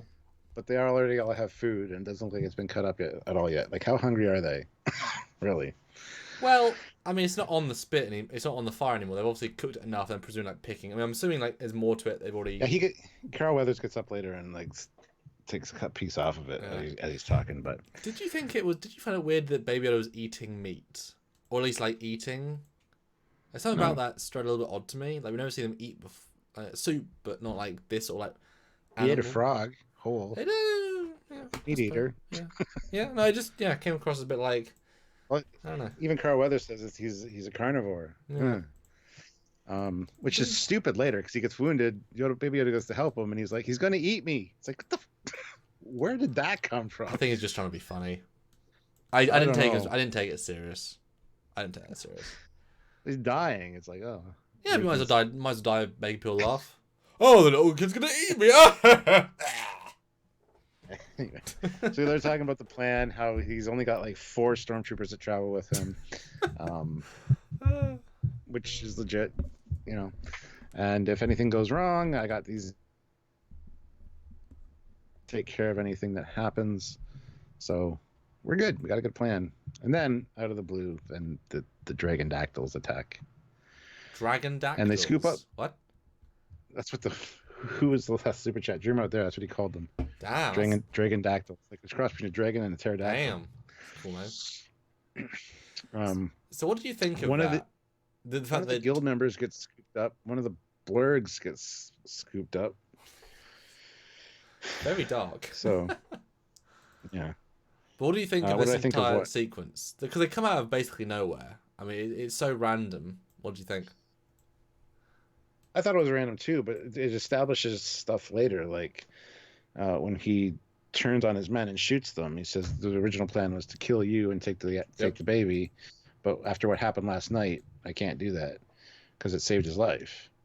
So it was a build for that, and it just shows the dangers of, I guess, the planet. I don't know. I thought it was a fine scene. Which about the dangers I love later on. Carl's like, but it's a lovely planet to live on. Lovely. And it's like, I bet you got slashed. He should have said that, and you heard like a yeah, and see the thing flying over top. And he's like, let's go inside. Yeah, that'd have been great. But no, it's a scene to fill time, I think. But it also establishes the fact that Baby Yoda's got the healing powers, because she says to get him out of here, and Quill's like, no, let's see what he does, and that's where he heals him. Because remember, he tried to heal the Mandalorian earlier in episode 2, and he just like kept putting him back in the thing. Yep. Didn't know what he was doing, so. But that was fine. I mean, that's quite a big reveal, Stuart, because you saw it before Last Jedi. I saw it after Last Jedi. Nope, not Last Jedi. Rise of Skywalker. Yeah. I thought that's maybe why they pushed it ahead of Rise of Skywalker, because they wanted Baby Yoda to have the Force heal first. Yep. But they basically said it was so it wouldn't interfere with the release of the Rise of Skywalker, which I don't really buy. But no, I think it was released because then people got it. There isn't that same like, oh my god! It's like, oh yeah, it happened 2 days ago in the other show. Yeah, exactly. Yeah, oh my god comes a bit early. I've a big problem with people having a problem with Force heal. I keep hearing that as a massive problem. That people say, oh my god, a new Force power. It's like every single game I've ever played has Force heal. All of them. I've used Force heal my entire adult life. It's just a thing it's not like everyone can do it. It's a game, but it's not a new thing. It's been there the entire time, and it's specialized. Not everyone can do it. The fact that Rey can do it is because she's a bloody Palpatine. Spoiler, sorry, but everyone should see it by now. It's like there's reasons for everything, and not everyone can do it. It's either a learned skill, trained. Like it's not just everyone can do it, or everyone would do it. It's like not everyone can do Force lightning. Everyone can do. It's like Force heals always existed. Of course it has. So I was like, oh yeah, there it is again. Cool. Yeah. Wasn't a deal for me. Yeah, I didn't have an issue with it at all. And they were suggesting it in chapter 2 of this, like early on anyway, with him trying to reach for the wound to help the Mandalorian. I was surprised it didn't happen then. I was waiting for it to happen then. I put it against its normal ability for me, so it doesn't. But yeah, this scene's very random to me, but it's just a setup to a setup. You're right. I like the Carl Weathers reveal thing, why he does it. That's great. But it's just like Rey with the snake. You set up first. But I love the gash mask in his arm. That was gruesome. That was they nice. also said the poison is spreading, so there's venom as well. So, Zeraxis puts in $5 though. Yes, lovely planet minus the giant bat monsters and lava rivers and all the criminal and imperial scum. Definitely a 5-star vacation destination. Well, you got to remember at the end, the imperial scum is gone, so it's just the other things. Just the regular scum. Yes, excellent. No, and actually, now I'm looking at the still of his face. There's actually quite a lot of symbolism that mirrors Rise of Skywalker, that you have to almost die to have a change of heart. That seeing death, seeing your actions, because he becomes basically a stand-up. He's sort of stand-up at the start, to be fair. He's actually one of the nicer characters if you break him down, but he sort of reverts back to being honourable to these guys by his almost death. So there's that, Yeah. And Joseph Patrick puts in €2 and says, why did not Anakin heal his mother? He was strong. Well, he didn't have the skill. He was a Jedi Padawan who didn't know the skill. Yeah. I mean, why does he not use Force jump, Force run, Force throw lightsaber? How does the baby know the skill then? Because it's just instinctual. You want to help your caregiver. Yeah, he's a clone of a Yoda, and she's the granddaughter of a Palpatine that's been carefully controlled to be powerful. I mean, exceptions to every rule. I'm sure Anakin could do it if he learned it, but he did not learn it. Probably didn't even necessarily know it existed. And it was a build up to the whole, I can even keep people from dying, keeping the ones you love from dying. He needed that to have the mother die so that Anakin would be more tempted to go to the dark side. So that's why. Plot convenience. And besides, I do like the way Rey did it, in the sense that you have to transfer your own life force. It hurts you. Yeah. That I like. I don't know what movie it was where they do this, and they lose, like their hair goes from a dark to a grey. I can't remember what it was, but it's very symbolic of it. I lost years. I lost physical ability. Like I lost a lot of what I was to heal you. Yeah. But just part of Star Wars, always has been. So next day, Carl Weathers is talking to one of his boys up front, and they're shifty shit's going on. Well, and then hold on. What did you think was going to happen here? I had no idea. I looked away for a second, and all of a sudden these guys were dead, and he's like got his guns up. I'm like, what the I got to rewind for a second. Okay, there you go. Well, this is the moment, Stuart. The moment. I know, right? I look away at the worst times. What can I say? But yeah, the quick draw action too. Like he could have had both. Well, Mando wouldn't have been dead because of the Beskar steel. Yeah. Well, he's getting shot in the back as well, but Shock Trooper would have been dead. Yeah. But anyway, it's great. Yeah, he turns, shoots his own men, puts his guns up, and is like, "Okay, here's the deal. This was a trap. I was supposed to kill you and take the asset, but because of what happened last night, I can't do that now." And I love that. I love that this character's got redeemed because I like Carl Weathers as an actor. I didn't want him to be the baddie, so. This is my favorite bit of the episode, I think.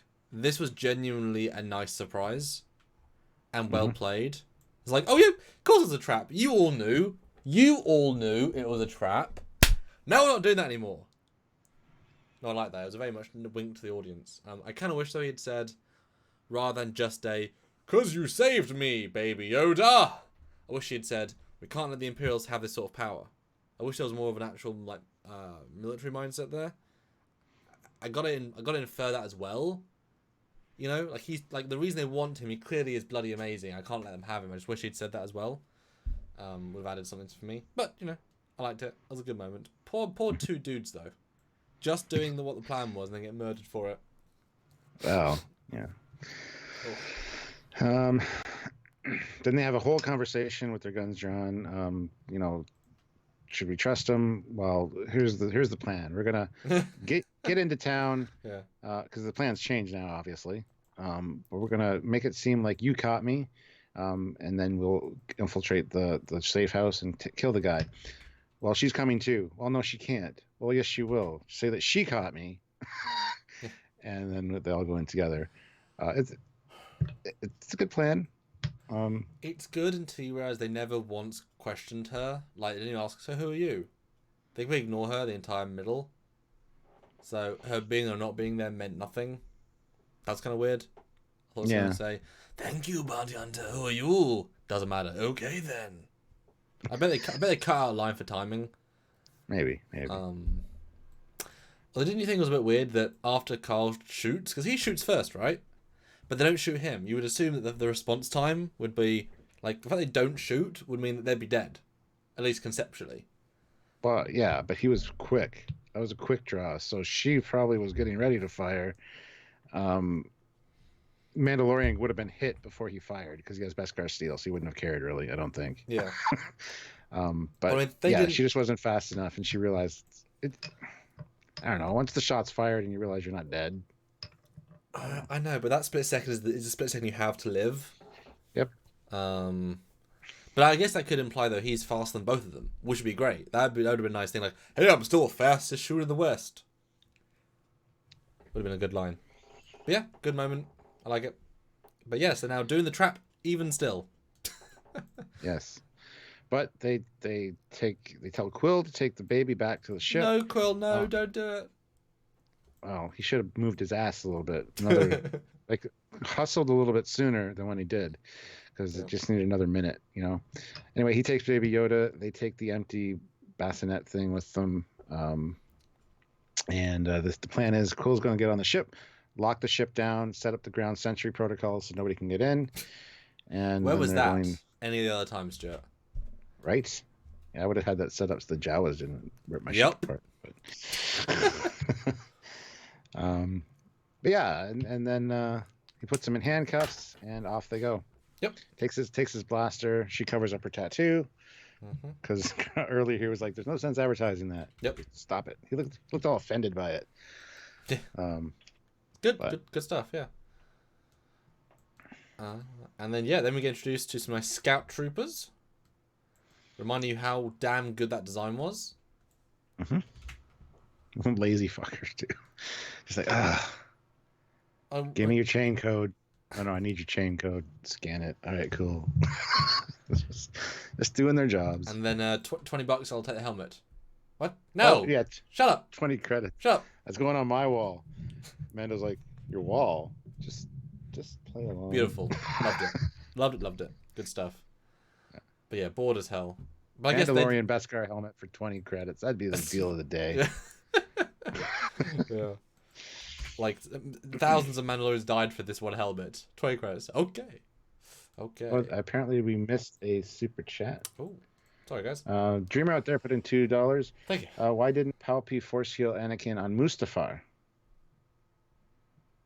Oh, well. Well, a couple of good reasons probably. If you've got any thoughts? Well, I mean, you can't force heal a severed limb. Can't regenerate it. Well, I mean, that's yours. Well, I mean, you're asserting that. I mean, didn't the lightsaber that pierced Kylo probably should like it didn't just it cauterizes a wound. I'm sure it punctured a really vital organ, so obviously healed an organ fully and probably rebuilt some of it. I mean, you're creating a limitation to a problem. Why can't you force heal a full limb? Just use more force. Use more of your own energy. You know. So you already trained at it. You know. It's a severed limb. Like he was. I just got a new one. Man, he was half the.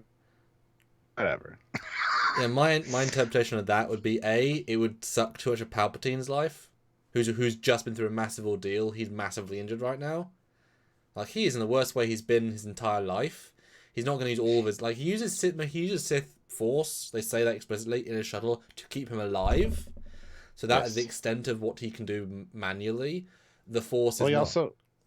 Timothy Moore makes a good point. Palpatine needed Anakin angry and in pain to make him turn to the dark side. That was he's already in the dark side, but yeah, I mean, what a better way to make the guy your personal puppet forever is to make him feel like he needs you, to make him feel like he saved you, to have him be broken and angry, always in pain. I mean, how Vader lived his life was horrible. If he was fully healed and fine, I mean, would you really want a dude that should kill? Because he was the convergence of the Force. He was the strongest Jedi ever. He could kill Palpatine if he wanted to, at full power. He could never do Force lightning because his hands were cut off. He was still powerful, but in fact it limited his power. And he would kill the Jedi. So it was a good play, honestly, keeping him that way. And Bill makes a good point. Maul was halved in two, but is still alive. Well, that was Robot Spider's power. That was a whole different thing. He kept himself alive with the Force, probably. Pure anger. Yes. Good stuff. All right. Good stuff. So they get into the town, and there's a hell of a lot more than 4 stormtroopers. They're quite concerned about it. Well, yes, they brought in reinforcements after the whole Mandalorian fighting with the guild incident, or the Mandalorians. But there will be 4 with him in the room, so you're fine. Yes, thanks for that. And as soon as they walk in, he's like, "See, I told you 4." So that's good. Yeah. Good set of scenes. Good set of scenes here. And then he's like, "Hey, how's it going? Welcome back." And he talks about the Beskar steel, how when it's crafted by the people that should be crafting it, it's beautiful. Yeah, I love that. Nice little touch. He's also saying basically, "You stole from me to make really nice armor. I see what you did with it. You stealing bastard. My money is on your face right now. Yeah, you piece of shit." And it's like, "I want to see the baby." Oh, the baby's sleeping. We will all be very quiet. Oh, I love it. And that. Oh, go ahead. Oh no, mine's next, but it's fine. I was just gonna say, and then he gets a phone call. Yeah, that he does. Like, "Excuse me, while I don't think me rude. I'm gonna go take this phone call." And then Mandalorian slips out of the handcuffs, gets his blaster handed back to him, and then of course we hear Darth Gideon, or not Darth Gideon, goddamn. What? Moff Gideon. Darth Gideon. It sounds cool, doesn't it? Sure. Yeah. Moth Vader. Grand Darth Maul. Anyway, he's like, make sure that the baby's, or make sure you have the baby. Well, the baby's sleeping. All right, is it? You should check again. And all of a sudden gets blasted right through the chest and all the stormtroopers inside get killed. Because why not? This is a weird moment. It is a very weird moment. It's incredibly random, and it kills one of the best characters of the show. I don't really understand why. Can you talk me through why you think this happened? No idea. Okay, good. I'm confused. I do like the line though that he said earlier. Who was it pointed out here? Ryan K. Yeah, but his observation about the Empire: are you better Yep. off now without it? Yep. But yeah, I don't know exactly why they decided to shoot him and all of his contingent. I don't know. Just to kill everybody in the bar, maybe? I don't know. But yes, I do love your point about his all of his words were great. They really were. Yeah, he's a fantastic actor and beautiful. Like, when we were in charge, yes, we had death camps. Yes, 1/10 of every planet died, but the other 90% that didn't piss us off, that didn't support the rebels, that always paid their taxes, were fine with a curfew at 6 p.m. Yes. But now, yes, planets have unlimited curfews and there's money for all. But also, we like murdering people that we don't agree with, so it's much worse now. It's like, okay. But I love how genuine he is. Like, he believes it. He is Empire through and through, you know? So my interpretation of the bar shooting, first of all, we knew this guy was coming. So in the trailer, because introducing a new villain at the last minute really devalues the entire season. This guy should have been in the entire season, teased, or calls throughout. It's a really weak move to introduce a new baddie right at the end, and to kill the one you've had. It doesn't play well. Yeah. And then him to then kill your current baddie. My interpretation is that basically this guy failed, so I'm going to assert my dominance. But it's like you have so few leaders left that are loyal as well. You know, yes, he failed, sure. More than once, sure. But, I mean, you know. But the payoff, though, I think... Maybe Moff Gideon had knowledge that this guy was acting on his, on his own behalf and was screwing Moff Gideon in some way. I would have needed to have seen that, though. There was nothing to I know. Mate, that's all. I'm just trying to think of reasons. Yeah. But I do love what Stormtroopers say in the next episode, saying, I mean, he's just killing people just to prove a point. Like that, I love that after the fact. That works beautifully. It's just cause he's a piece of shit. But in this moment, it doesn't play very well. But it is a hell of a ooh. I'm surprised at everyone being murdered, which is pretty surprised. Mm-hmm. But if you also want Baby Yoda and you think he's in there, why shoot? But if you think he's Baby Yoda, if you think he's in there, and you think he's in a crib, then if you shoot at face level, you're not going to hit him. But they also did say dead or alive, so I guess it doesn't matter if you kill Baby Yoda in this. But what if you explode his body by shooting? You know what I mean? It's such a non... Because they don't know. They don't know he's not in here. They don't know. Yeah. You know? Yeah. It's weird. Eugene throws in 500 rubles. Thank you. Was he the one at the end of the 5th chapter? I doubt it. That's the legs. The legs right at the end. Oh, with the spur jingling. No, I don't think so. Could have been, but I think they would have linked it if it was him to this. Well, he's such a new character. That'll be later. And Rob says the client was a contractor. Gibeon needed them all to disappear. You think he was a contractor? I thought he was just part of the dude's force. I mean, they talk about them all being the same sort of unit. But you are right about them being grungy officers versus fresh. So I guess one could be... I guess maybe we got a visual idea of the last of a remnant stormtroopers. And then this is the fresh-faced current order. Not your first order, not Imperials, but what the actual army looks like. That, with a Moff's a pretty high rank. That was quite a nice introduction, because a Moff is a pretty high thing. Yeah. And Dreamer out there, we're not sure about that at all. What? Yeah, he said that was Boba Fett who came from Ming Na Wen, or whoever the hell that actress was. Doubt it. But yeah, the jingling spurs are a bit of a hint because they did add that to Boba Fett for all of the movies he was in, but still. Doubt it strongly. But yes, Death Trooper Stuart from Rogue One. Same costumes from Rogue One. What do you think? Perfectly fine. Love it. Yeah. See, that's Jeff a reference. Jacobs. That's using a universe. Don't invent new troopers. Just use the ones you already invented 4 years ago. That was only one scene, pretty much. Jeff Jacobs puts in $2. Payne on 85 as promised. I know we can do 125. Everybody hit like. At 104 of you here, everybody hit like. What I liked is the fact that this troop transport came in, because this was a toy back in the 80s. Right. And I think apparently it was introduced in an episode of Clone Wars or something. But it was cool to finally see one for real. Yeah. So I thought that was a nice touch. Yeah. Although it does carry quite a few troopers, which the toy really didn't. But it's okay. Although you wonder again, is there a ship in orbit? Because did this just hyperspace in? I mean, Rebels is where it was introduced. Sorry. Yeah. Because I mean, this isn't a thing that can hyperspace. Obviously, clearly, it's not. That'd be stupid. We need to see a ship in orbit shot. We need to desperately. You know, I'm sure ILM could have thrown one out there. You know, wouldn't have been much. Just a small mini Star Destroyer from Rebels or whatever. But yeah, and you know the story about the stormtroopers. What do you mean? So, let me cut to one of the long shots. Right, so there's a lot of stormtroopers, right? Yeah.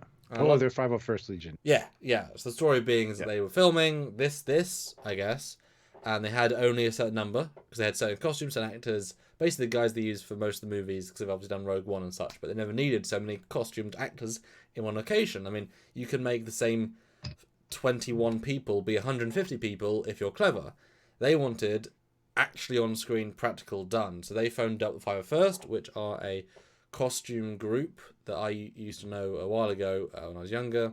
They're much bigger now, and their big thing is that to join them, you have to have completely accurate costumes to the hand. You will not be accepted unless it's fully accurate. So accurate it could be on screen, pretty much is the idea, and you get thrown out for a lot of reasons because they are the perfection. That's the level. And they got so well known that when they did the prequels and other such things, they called the 501st to be, because fans, to be called up to be the dudes that go to premieres. They're not going to bring in, they're not going to fly in from LA the real Stormtrooper uniforms. Why would they? But they can ask fans, I've got a costume. So they do all the premieres. They do a lot of events. They do celebration. They are the guys at a lot of events because they take it really seriously. They are just as good as a lot of the stunt guys are. And so they called up 501st and said, hey, we want you to do an event. Didn't say what it was. Did the director of this. And they brought them, they drove into this cool set, and they're like, oh, what's this? Oh, you're on a show called Mandalorian. What? Yep, you're now screen used actors in Star Wars. Sign this, please. What? And it was like 25, so they doubled the number pretty much. And by the end of it, they said, A, they worked really hard for non-actors, and B, their uniforms were probably better than the real ones because they're built for actual use. A great way to save money. Yeah, seriously. And now those actors have completely screen-used costumes they made themselves or bought themselves. So that's why they have an incredible amount of on-screen, no CG duplication costumes, because they were half fan, half real. And what a cool thing for them to do. You know? Well, let's move along. We got still a whole other episode to do. We're only an hour and a half. We should be about 3 hours, hopefully. Luckily, not much happens in part 2. So it's fine. Oh, okay. Fine. Yes.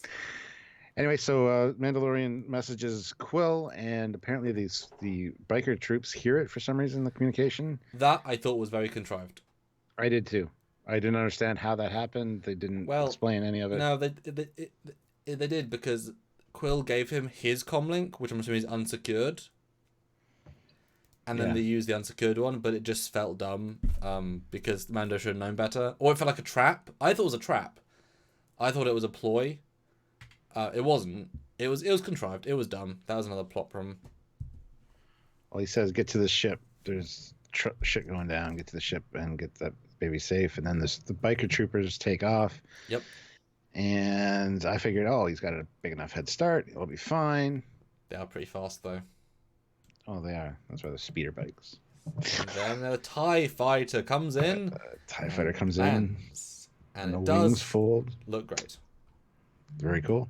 I don't think the landing legs would genuinely fit in there, given how big we know the cockpit to be. I think I thought the same thing. yeah, that's not practical, and also the hinges don't exist in the superstructure to do that. That's why it should have been more custom. A bit of a mistake to do it the way they did it, but that's okay. They wanted their cake and eat it too, like have a classic look for the trailers, but also not.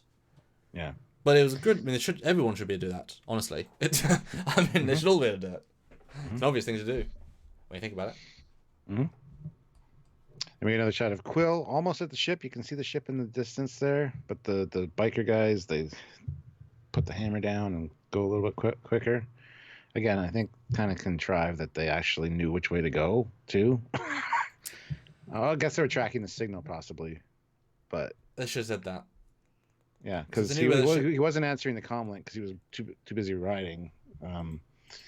But yeah, they could have tracked it. That would be my guess. Because if they knew where the thing was, they should have already gone there and such. You know. Yeah. And they didn't even damage the damn ship. You would think you would damage the ship while you're there.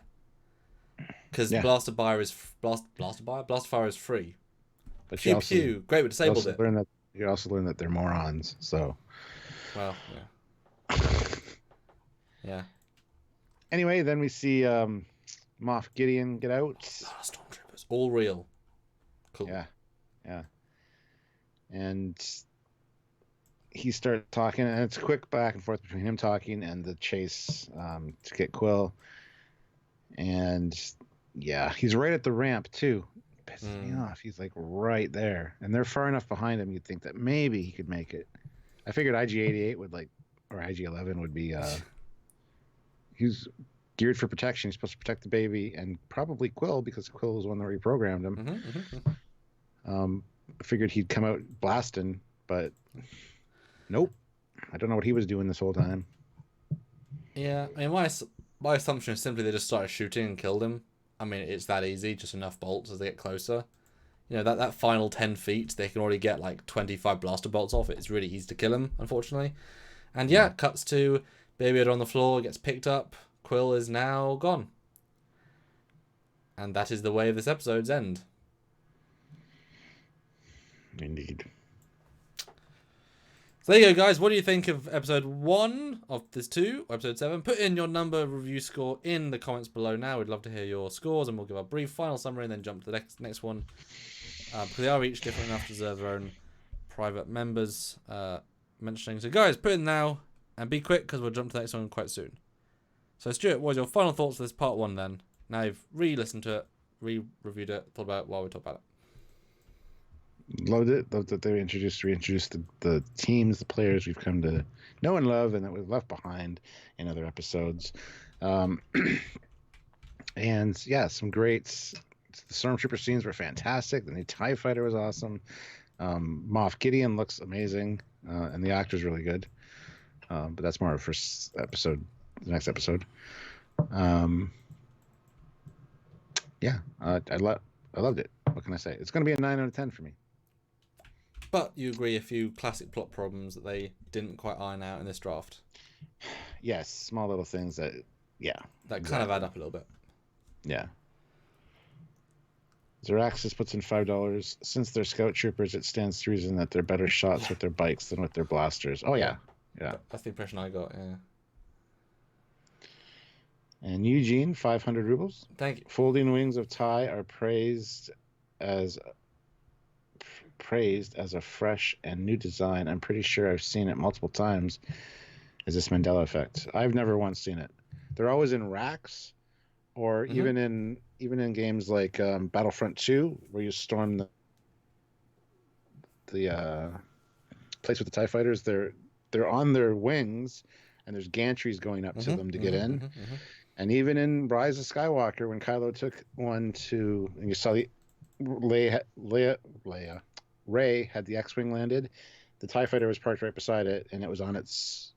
So they've always been like that, as far as I remember. I've never seen them with the folding wings. So yes, Mandela effect, 100%. Well, as you remember from the start, I didn't say it was a fresh new design. I was like, it should have been a fresh new design. It wasn't. It was the same thing with changed 2 things that should have been newer and differenter. But yeah, it is new. Bye, Donnie. Thanks so much. Appreciate it. Bye, Donnie. My final thoughts are: it's pretty good. A lot of repeated stuff. It's a build-up episode that spends a lot of time being efficient to get to the end. And weird kill of the main villain, which wasn't good. Kill of the main friend, which wasn't good. Not enough Baby Yoda. Storyline is getting very thin, and if they don't do good things at the start of season 2, they're going to lose me on that because they're not doing a good job with that. Mandalorian didn't do much this episode himself, but great team dynamic, and I wish the team wasn't half killed by the end of the next one. Because that team should have been like next. It should have been like the Firefly team. That should have been the team that does missions. But Scout Troopers are good, and a good build for sure, with some nice little scripty bits. For me, 7 out of 10. Pretty good, but again, it's just the one where the setup is only benefited by the build, but the payoff is not good. The setup feels weaker, but I'm just gonna be on its own merits because I think this one deserves it. Because I watched it as 2 parts, but I want to judge it by its own merits. So I think it's a strong 7, but it could have been easily a lot better. Yeah. Dreamer out there puts in $5. Hey. Funny ass moment in Rebels where clone trooper wears stormtrooper armor and can't hit anything because of the helmet. Calls it junk armor that won't protect. Love Brilliant. that. Brilliant. All right, let's move on to chapter. Oh, hold on. Read some of the scores, I guess. Jen K says, voice figured that TIEs weren't designed for landing on planets, just dropped out of ships and returning on racks in ships. Yes, absolutely. Yeah. We also have a PayPal from Jarzia. Puts in $7.50. It says, maybe I have a twisted sense of humor for wanting this, but as a running gag, I want those 2 Scout Troopers to have a recurring role on a show.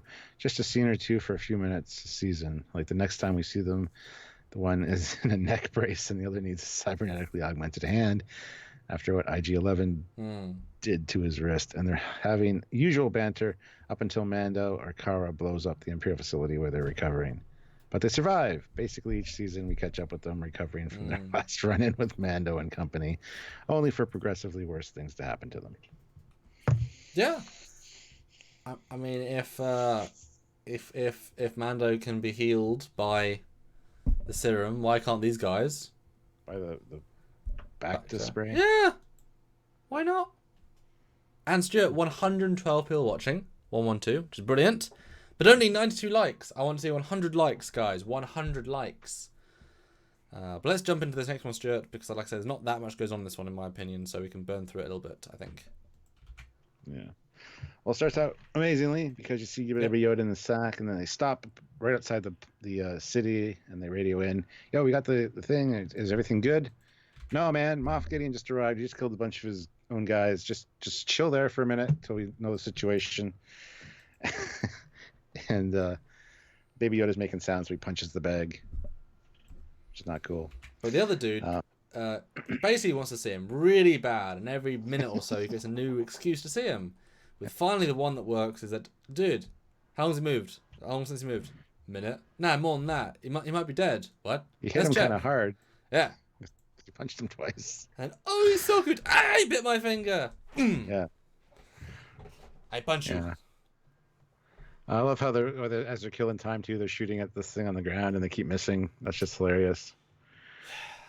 It's wonderfully on the nose, that. And the other guy looks like he's gonna show him up. He like reaches down, grabs his blaster, and misses, and then shakes it. Like what? And it sounds like a can of paint. No, this scene is utter genius. It's basically a fan film. It's just a fan film, honestly. It is. It's cheap, it's affordable, it's easy to do, it's clever. I was excited when I saw the runtime for this one. It was more than... Because the last one was short. It was an hour. Yeah, I think 48. So a full episode. But if you spend 5 minutes in a side scene, then you can make time, you know? I thought this is probably like an afterthought. They were like, oh, yeah, let's add some more minutes. We've got time. We'll film this quick, fun thing, which will be a cool opening. Which I loved, sure. But it kind of added to the length, made it more of a real episode. Mm-hmm. Then IG-11 shows up and please hand me back the baby. What? And then they have the whole conversation of aren't IG units like hunters? Well, this one's a nurse. Sorry, nurse, can't give it back to you. I love that. Sorry, nurse. I love it. Actually, before this happens, though, he calls back into the city. Yeah, how are things? Well, he just killed somebody for interrupting him, so just hold on a minute. See, that's a brilliant payoff for killing everyone in the first episode. I just wish there was more to it in the last episode. Yeah. So this guy just kills you. He just kills you. Doesn't care. Has having nothing of it. He breaks the one guy's wrist. Yes. Probably multiple times, and then slams the other guy into the speeder bike again multiple times. Yes. Funny. Yeah. No, it was a good. And then I figured he'd go back to the Razor Crest, and nope. It's funny how he says to Baby Yoda, "Oh, I'm sorry you had to see that. You know, it must be very traumatizing. Sorry about that." But then it takes off into the city. Anyway, so this one's called Redemption, guys. Just so you know.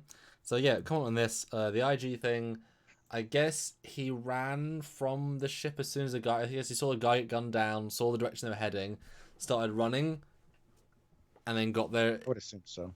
Because there's it's weird to see him be there instantly, you know. But it's okay. I thought it was good, but when he slams him into the speed bike, that was very CGI. It looked really kind of lighting. Very animated and fake, and that really took me out of it. Because obviously at that point everything is digital. Like Baby Yoda is, the way he's touching the things, he looks really not real. Against this shot in particular, looks very not real. The lighting's not good. But I mean, again, it's all digital. I mean, it's gonna look fake at some point. And yeah, then will go off to the base, which I thought was a bit weird. Well, we don't know that yet. He just takes yes. off. Zeraxis puts in $5. Generous today, thank you. Considering what happens to the rest of the stormtroopers, those two scouts probably got off pretty lucky. Yeah. They're probably both still alive. Yeah. No, I'd rather be dead than having my wrist broken like that, personally, but that's okay. And it shows we need more scenes like that. Honestly, that just day in the life of those scenes are worth having. Yeah. You know? Yeah. But then we got Moff Gideon, who's chatting with them, and he names them all. Harrison Thedan of Alderaan, so that's the shock trooper. Great reveal. Din Djarin, who is of course the Mandalorian, and Grief Karga, who was a disgraced magistrate, who is Carl Weathers' character. So there you go. You got their names officially. I'm trying to get close with him, but I can't really find one. So yeah, I gotta say I liked this guy's performance. I really liked the way he was doing this character. He didn't give off too much in the last episode, but in this one I was like, he is doing a good job. I kind of felt a very Hans Gruber vibe from him. Hans Gruber from Die Hard. Very slow, methodical, technical. Like, he's a villain. He's sort of villain that thinks every situation, that isn't going to yell at you, that's going to be very, that sort of scary, silent villain. I like those type because they're obviously smarter, you know? So I liked him. And naming them all was a fun, ballsy move. Well, I wonder how he knew them all, in the sense of why he knew. We'll find that out, I'm sure. Well, sure. But when he knew she was there, I was like, why would she possibly know that? You know, he didn't know until today, that as in Man didn't know until today he was going to be there. She was going to be there. And yeah, hearing Carl Weathers.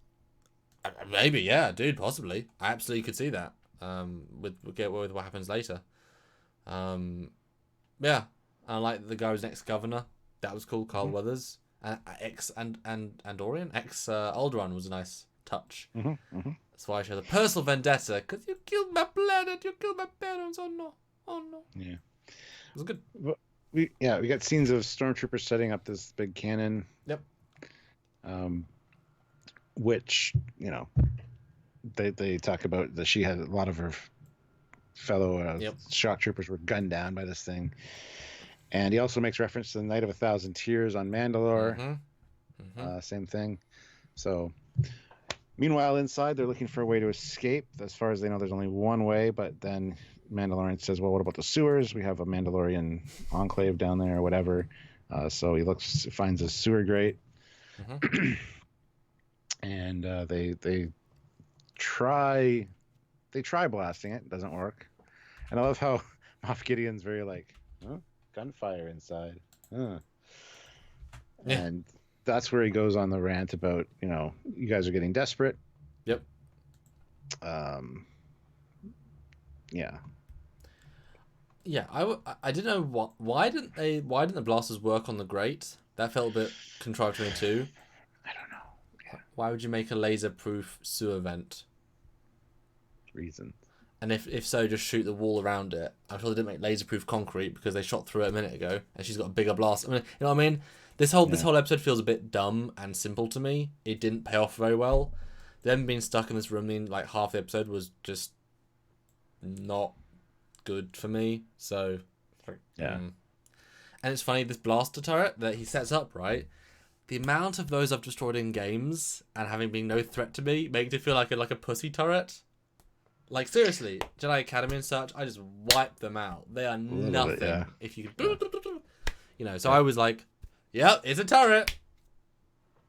Your TIE fighter has bigger guns than this. Just hover. You know what I mean? We even saw that later on when they do concrete destruction. But I liked him. Yeah. He was good. Yeah. Yeah. And him saying Din's name, or the Mando's name, Mandalorian's like, I know who that is. That's Moff Gideon. And she's like, wait a minute. No, Moff Gideon was executed for war crimes. Which is a great line, don't go back to. Good setup. Yeah. He's like, nope, the only person, the last time I heard that name spoken was 20 years ago. And then we get the flashback. Mm-hmm. And then find out that he was one of the people that was responsible for the record keeping at whatever. And that's why he knows it's him. So, but the flashback is actually clear this time. It's not jumbled with a whole bunch of other things. He gets rescued by the Mandalorians and becomes a family. It's simple. Oh, and I love the line too. Mandalorian isn't a race; it's a creed. Mm-hmm. That's for the audience. He's like, I wasn't. Wait, you're a Mandalore? No, I wasn't born a Mandalore. Wait, you're a Mandalorian? Yes, but no. Yeah. A couple of comments on that though. I'm not sure why he'd be the only one to know who he was. Yeah. I don't think that really I was assuming he's the guy that led the attack on Mandalore, and he knows he's a record keeper. You might have recognized the voice, much like the Star Trek TOS episode where buried alive. No. Oh, I can't think of the thing now. Oh, the mass murderer. Yeah, but kudos, the executioner. There you go. Recognize the voice. I mean, that could be the case as well. But yeah, I thought that was a little bit like, he's the only one that would know who you were, really. So Jarzy has a great point about the sewer grate. If only the Death Star had one of those grates. Right? Those films have been very different. But thanks to I forget his name, the guy that designed it with the weakness. With the grates in mind. No, I can imagine though. Just be for record, I can imagine that the Mandalorians might have actively, sneakily changed the grates out so that they couldn't access the sewers. I can see them doing that just because it protects them more. Maybe it's Beskar steel. That's why they can't shoot through it. Yeah, I mean, I can see. I mean, but yeah. So but I was quite disappointed by the flashback because we got all of this. Except the last 12 seconds, in a sense. Yeah, pretty much. Yeah. It was, and they never got a sense of scale. It was really quite disappointing, and the droids kept missing. I was hoping to see a big massacre, and it was a big letdown for me. Well, no, I was hoping to see a big droid army and all these civilians getting gunned down. Why are you laughing? Why is that funny? I was looking forward to seeing a huge massacre, a lot of death and destruction, people dying left, right, and center. I love that kind of stuff. It's just your enthusiasm for wanting to see a massacre. It's just hilarious. It happened in the Clone Wars. It happened in Rebels. I mean, this happened in, but you know what I mean? I was like, this is not interesting particularly. I was really yes, but it's all the same stuff. Or pan up and you see a big droid ship. Again, this is where the low budget or the relatively low budget kicks in. It wasn't very well whatevered. It was fine, but we shouldn't have seen it all. And then the one Mandalorian saves him, and then they're all death trooping, shooting. Because this is, I believe, from Rebels, part of the Mandalorian militia those that still fight and still do things, that tactical guys. You know, they did fight. They didn't fight in the war per se, but my slight memories of the Clone Wars. I didn't watch all of it per se, but they hate they hate the CIS did bad things. They helped destroy them. That's the other thing that confused me for like a split second. Yeah. The imps. Yeah. What is a fairy? What? The imps? Oh, Imperials. Yeah. Love the slang, like the Cardies. Yeah. That's been a common. I've known that for a while. I didn't know that. So that's the first time I'd heard it. It's like, really? Yeah. Imps. Wow. Yeah. But yeah, this sequence was and it made me laugh that the blasters can just get through the super battle droids armor. It's just so weird. Like every time you create a big baddie and then just be able to have one shot destroy it, it's like in Terminator Genesis where they snipe the Terminator with one bullet. It's like, oh. Yeah. But obviously you need a very specialist weapon. It's like you can pierce any armor plating if you bring a big enough bullet. It's just they're designed for different tiers of things, you know. They brought guns that could take out super battle droids, therefore they're not a threat. But I wish we got more context of what this planet is and who these guys were, and it felt a bit hollow again. You know, and them all looking identical felt a bit bland as well. Like there wasn't any personality. I know they're just from Rebels and Clone Wars, but it's just like it wasn't as interesting as it could have been. You know, and then he jetpacks away, which was quite nice. But we knew all this. You know, it was just underwhelming to say the least. Underwhelming. It was cool seeing more Mandalorians doing their thing, though. Yeah. But that was before the wipeout. You see. Yeah. Zeraxis puts in $5. A bit weird to only see a handful of droids and a single HMP gunship. Also nice to see live action rendition of a Death Watch Mandalorians. Yeah. And the guy the Mandalorian that saves him, his signet on his shoulder, it looks like one of those dragon things almost. Looks like it could have like a beak and wings, you know. But anyway. Yeah.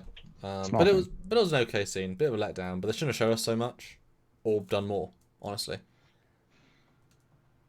Yeah.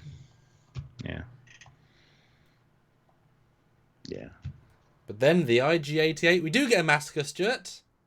Yeah. The IG-88 massacre. Oh, and Baby Yoda's like on the front of the bike. I love it. And there's literally a clip where it goes.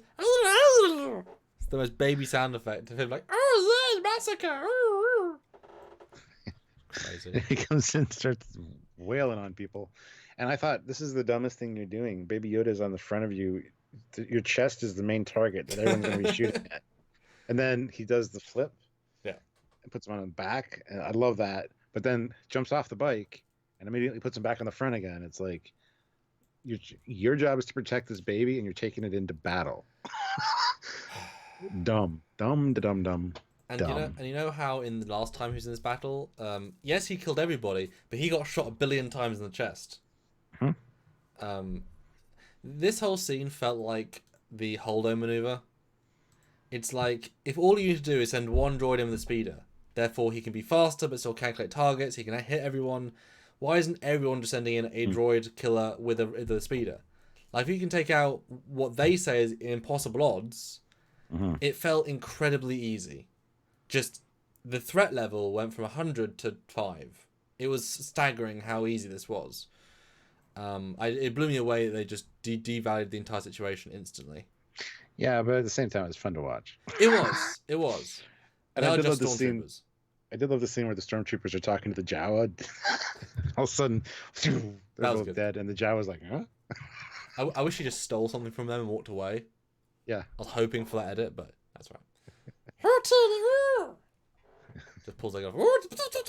Now, wouldn't it be great if he just pulls the guy's blaster, shoots the other guy in the head? That'd have been funny. Sadistic, but funny. But I love how all the stormtroopers all of a sudden turn away from the building, and everybody's eyes like, what's going on? And then she mows them down. Yeah, and I love how he jumps off his bike too and uses the bike as a weapon. Yeah. Oh, yeah. Zeraxis still throws in $5 again. IG units are very rare in the Star Wars universe and are almost always discontinued models, since they have a habit of going crazy and killing their masters, or in this case, self-destructing. Yeah. I mean, I get that, but when you build up a situation, I know it's rare as hell, but it's like the Holdo maneuver, it's like inventing something really amazing. when we did see it kill everyone in the first episode or the second episode, so yes, I know it's been set up, but don't give us a really cool thing and then just do it instantly, and then still expect us to feel tension. You know what I mean? If he can kill everyone, there's a threat to it. You know, and he hits everyone very easily. Yeah. Meh. And boy, the Death Troopers didn't do anything, did they? No, they didn't. Laughable Larry though throws in $2. Was hoping Kenobi would have saved him as a child. Nah, don't need that. I mean, that would have been a hell of a cameo. Or like Mace Windu, have him back for 1 second. Yeah. But no, it had to be Mandalorians because that was the whole point. Yep. And then the Mandalorian, speaking of, goes outside now there's a distraction and starts blasting people. Yes. Gets his armor hit a few times, but it's Beskar, so it's fine. Yep. And Carl's just lucky. He was actually lazy though in this scene. I don't know if you noticed it, but he looks old. He looks tired because there's like a stormtrooper and his acting is not great. It's like too. He doesn't look like he's taking part in the same battle. He looks very lackadaisical. He probably did that take like 9 times. You know what I mean? It's probably quite a lot. Has done this. Yeah. But yeah, it's some good takeouts, good fight scenes here. And Zaraxis just says the real casualty was the Death Troopers. Yeah, they're supposed to be elite stormtroopers and actually fairly dangerous. Up until this, have maintained that reputation when represented. Yes. Mm-hmm. Yes. Mm-hmm. But then IG-11 goes down for a second, and the Mandalorian picks up the big gun, takes it off the tripod. Again, I'm thinking, really, we're going to do this again. Dreamer out there puts in $2. Mando never heard of Jedi. He lived through the Clone Wars. That's very true. That's very true. Yeah, it's true. That's actually a good point, especially as Mandalorians were fighting against and with Jedi in different respects. Yeah. Weird. But he uses the big Gatling gun and takes out all the 501st. It's true. Guys. I got killed by a Mandalorian. Seriously, I did. Watch it. I'm that guy. Really? See, and it wrecked my armor because I did that fall and scuffed my armor. Screen damage. It's true though. I mean, they wouldn't clean it. Would you dare clean it after this? Oh, you want to have it pristine for some of the events they go to. Then you can sell it as screen used. Did it feel weird though to put, like, the reason the gun's on a tripod is because it has to be on a tripod. Didn't it feel weird for him just be able to hold it? Yep. It doesn't have to be on a tripod. It's like one of the miniguns. You can pick it up, but it's just not easy to do. It felt pretty easy in the episodes. Well, it's the Mandalorian, man. I know. I wish they'd said like a special like armor, like the armor like gives an extra amount of strength, but it's never quite been established. But that felt a bit easy. And the stormtroopers again pointless, mows them down. The scene goes from a 10 of action to like it's dull action. It's just pew non-people, no one does anything. It's really quite boring in my opinion. And then they send Death Troopers in, they blow the door, shit gets blown back, more pews, it's quite dull. Pew, more Death Troopers, more pew. There's a lot of pewing. Yeah, and then he walks around for a bit, and then she shoots the Death Troopers, and that's it. They're done. I think there's a point before this though that we're talking about not wanting to get captured. I know they talk about that later, but she makes the point of saying, I don't want to have a mind flayer.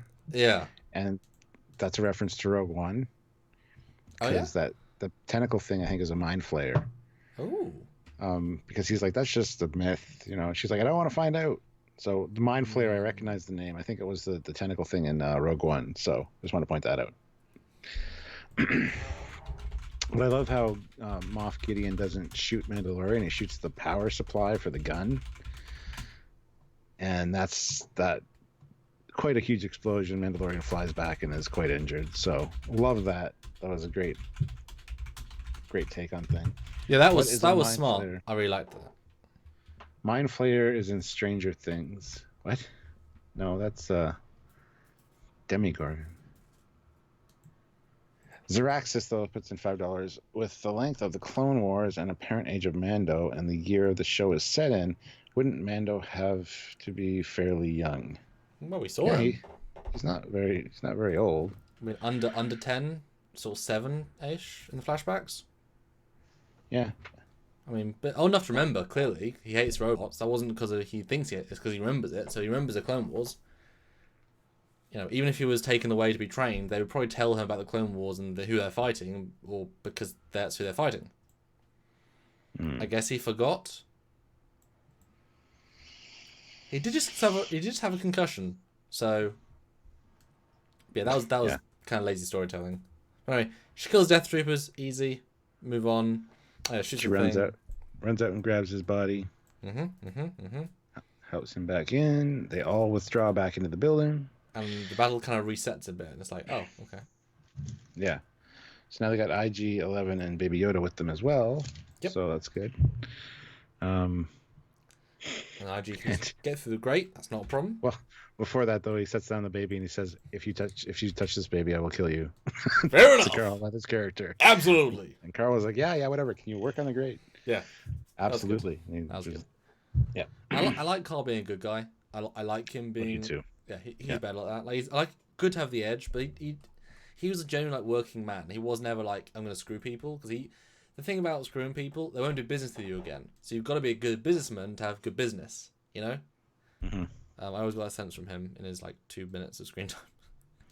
But yeah, they're great, not a problem. But Mandalorian's dying. He's got a head wound, which I guess means either his neck is hurt, bleeding, or back of his helmet's damaged. But since the back of his helmet is not damaged, I guess his neck is bleeding, or it's bleeding down his helmet. But yes, he's going to die, Stuart. He's going it's a head to wound, die. So yeah. He will die, Stuart. That's it. He will. And she's like, I got to take this helmet off. He's like, no, absolutely not. Let me die a warrior's death. Here he gives her the mythosaur necklace thing and says, go take the baby, protect it, find other Mandalorians, give them this, tell them Din Djarin sent you. They'll take care of you. And she's like, no, it's crazy. And then they call in the fire trooper. They say, burn them out. And we get to see a fire trooper. Which is also a retro version of the one we saw in Last Jedi. Nope, Force Awakens. But obviously you're thinking, why isn't Baby Yoda just heal him at this point? I was thinking of that. Yes, I was, absolutely. Because once you introduce a MacGuffin and don't use it, you're thinking... But he would need to take his helmet off for that to happen. Why? Because Baby Yoda has to touch the wound. Does he have to touch the wound? You'd think so.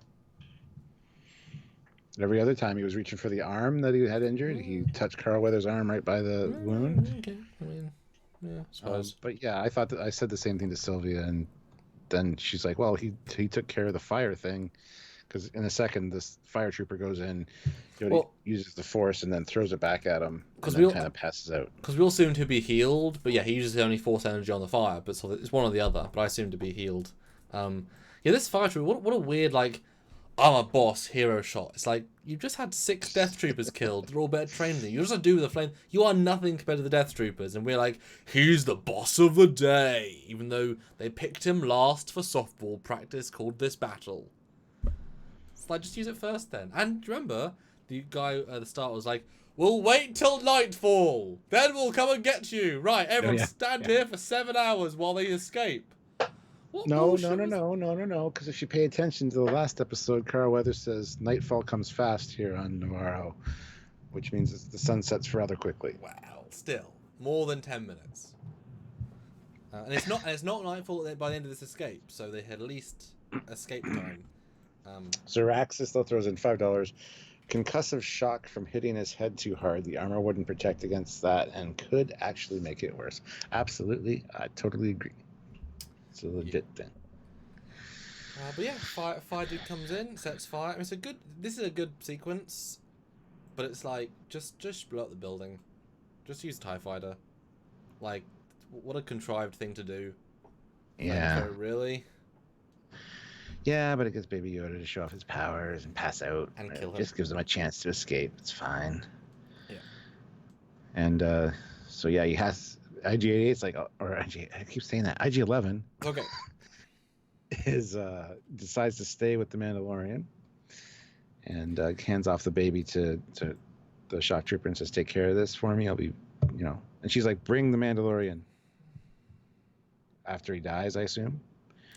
She wanted the body, and he's like, "Yes, I will. I promise." Yeah, this entire sequence was odd because it's a scene that knew in the script that he'd be okay, because his duty is to save the baby. He's saying, "I will not save the baby. I'll sacrifice myself to not save the Mandalorian." Like there makes no sense to the programming. Like there's nothing. Yeah. There's no logical anything. Well, he's there. a nurse droid. He's designed to take care and heal. So. But his primary was the baby, and if he's already going to die, why would he try to heal a dead? You know what I mean? It doesn't quite. You know what I mean? But it's not even close. I have to take your helmet off, and he holds a gun up to him. If you do, he'll blast you. Yeah. No living thing has seen me.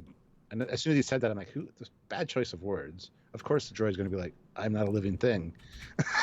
Yeah, it's very script, not real life. Those words.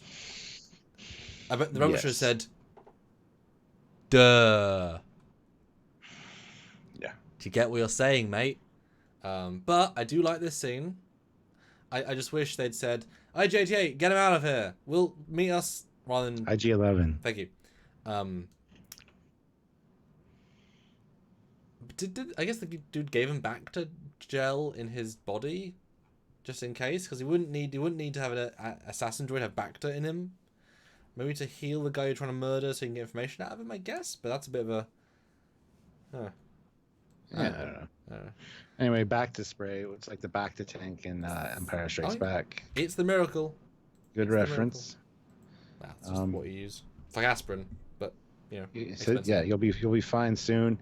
So then they cut to the next scene, and yeah, they are being followed, but it turns out it's. Well, hold on. The helmet is off. What do you think? Reveal of Pedro Pascal as a Mandalorian. Fine. What do you think? Finally revealed to everyone who hasn't seen Game of Thrones.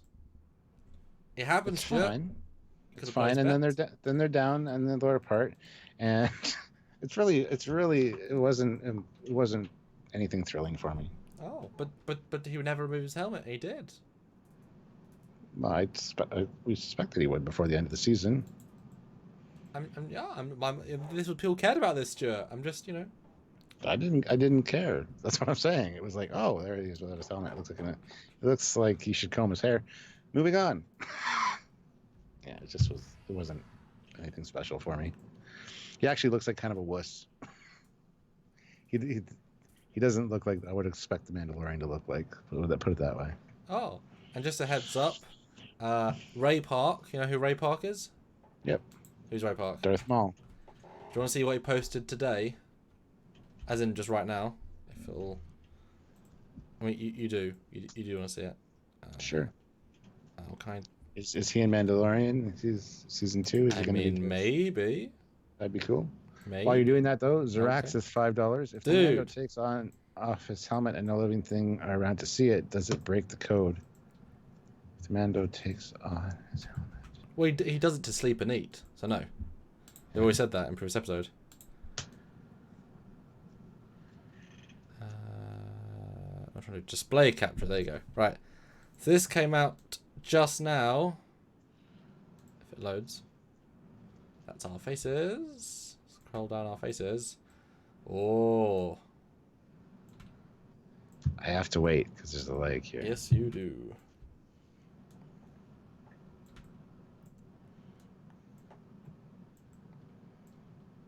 Ah, yeah. He's back, bitches. And Sam Whitaker, who is a well-known actor who played Starkiller in the games, but also voiced Sidious in the Starkiller games because he was that good at it. He voiced this guy. He voiced Maul in Solo. Mm-hmm. And since Solo 2 was cancelled, they had a storyline in mind. The news site was saying that this is them teasing because they're already filming Mandalorian season 2 now. And since Dave Filoni and such, they're the ones that brought Maul back. I mean he's double dead at this point, but that's okay. But he was never in Maul makeup in Solo. He did the motion capture, but he was in CG for some reason. They did a CG face. So this is him actually in makeup for the first time in, God, how many years? A lot of years. 20 years. That's good. Cool. Yeah, that's great. Cool. Give Maul dialogue. Give Maul dialogue. Don't have him say nothing. So yeah, sorry. Mandalorian. There you go. his note was, "Meet me on Dathomir, Sith Life." So there you go. He's probably Mandalorian season 2. Cool.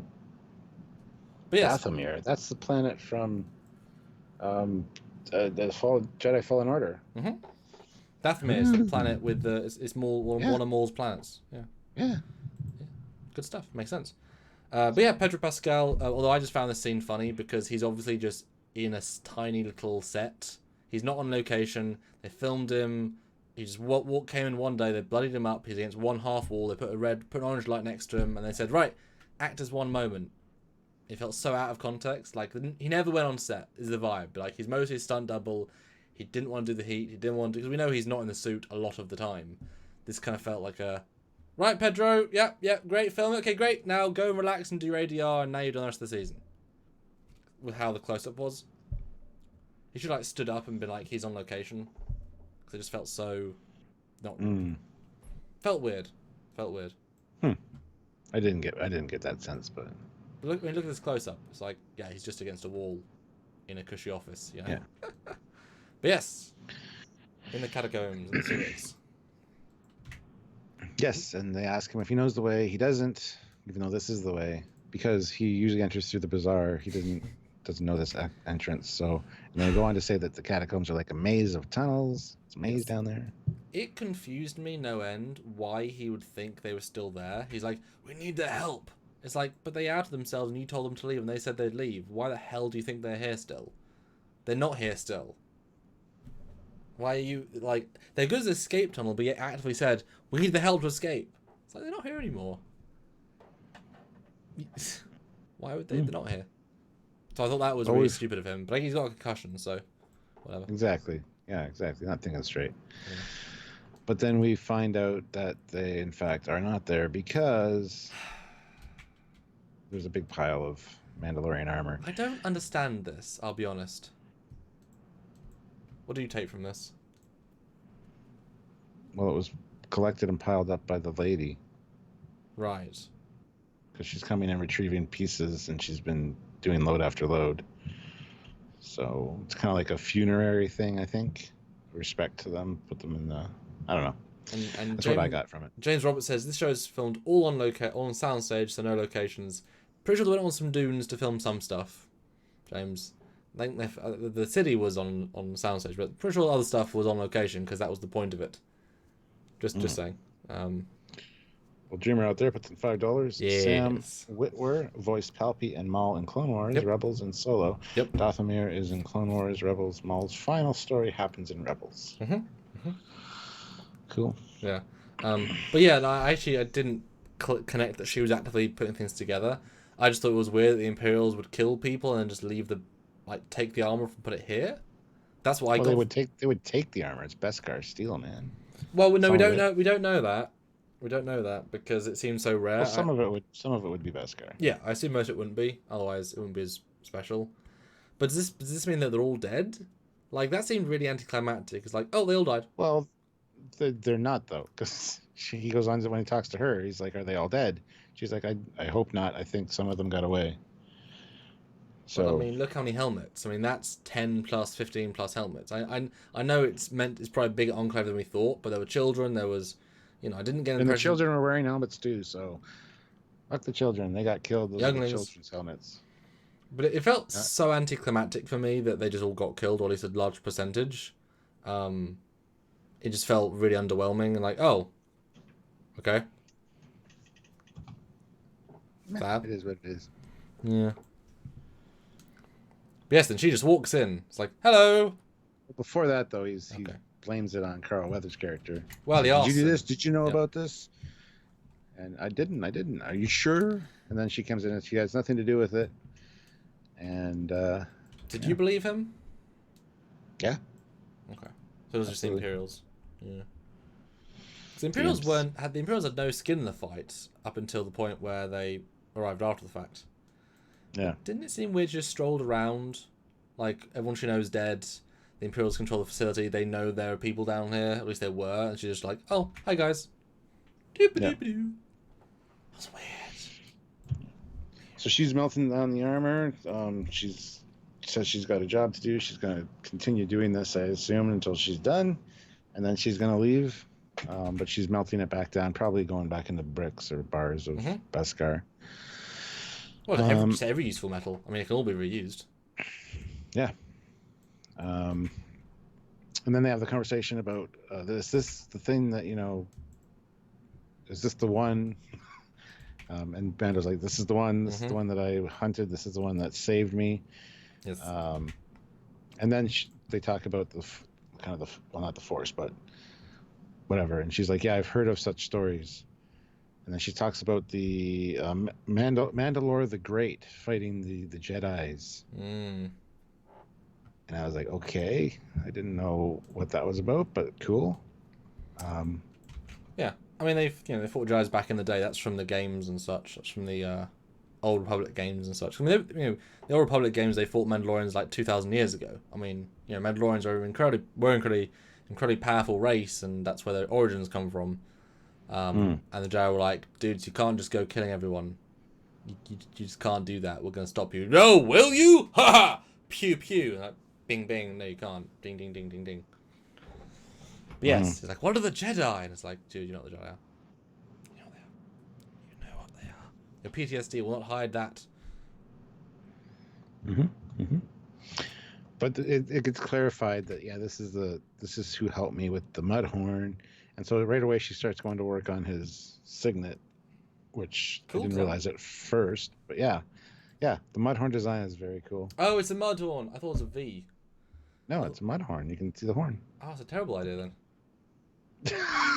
I thought it was like a Borg V, but without like Borg are like a weird like I thought it was that.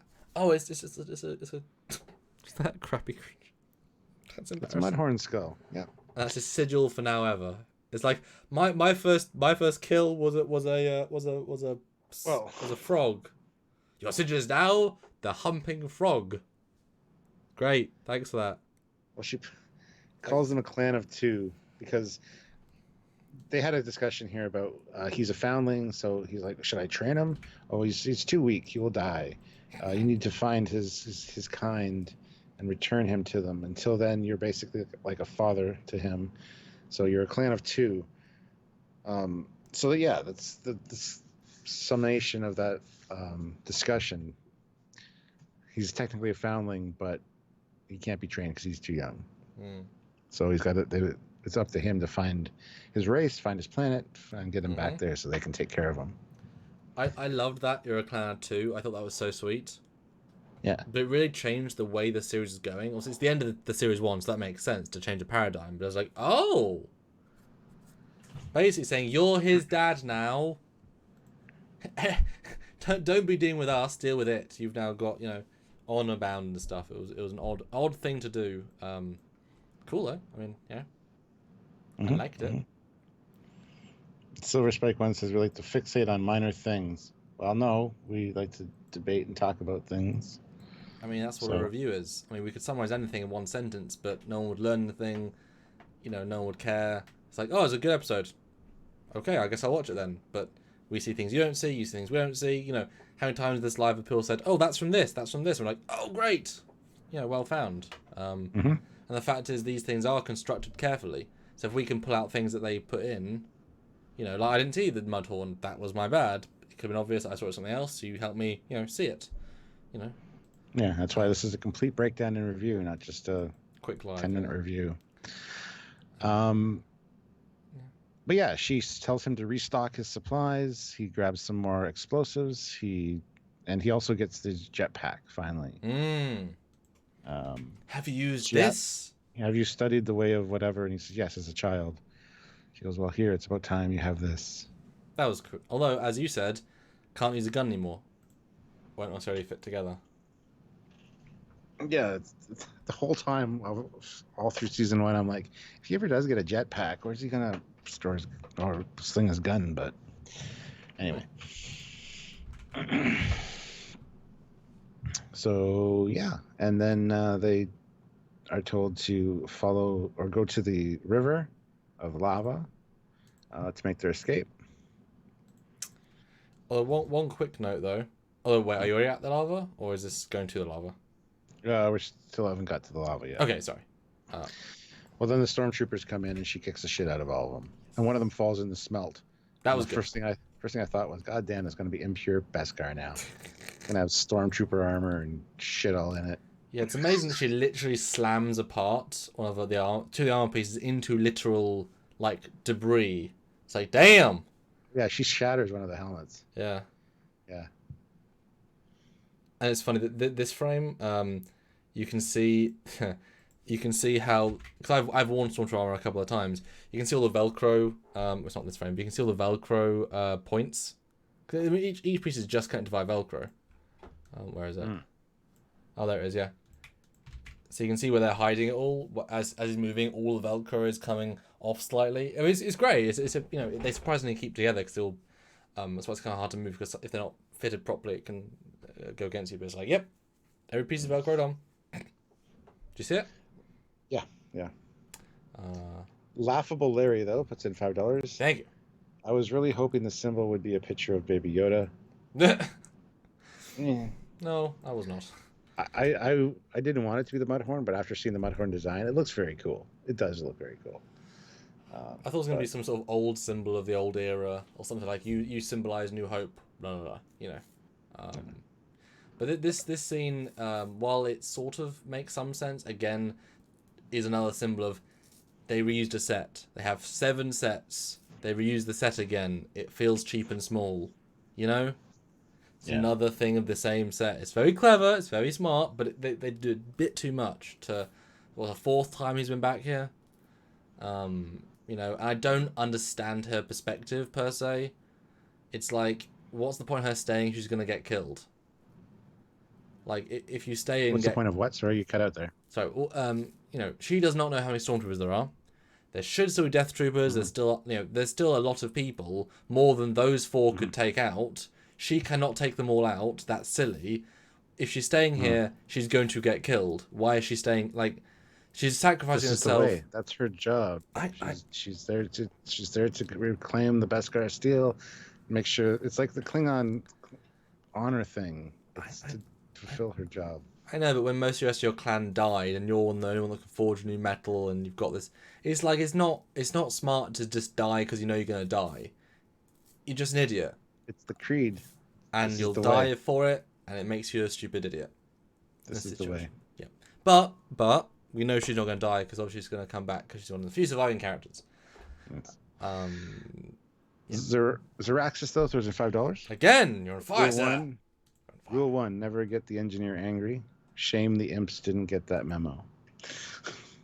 Yeah, it was funny how they literally just poked her. That was a great moment though. Like, yeah, poke. Hit her with the blaster. But it's like, you know, if they were just like across the hall, they could hit her and kill her because she's not in full armor. But they didn't.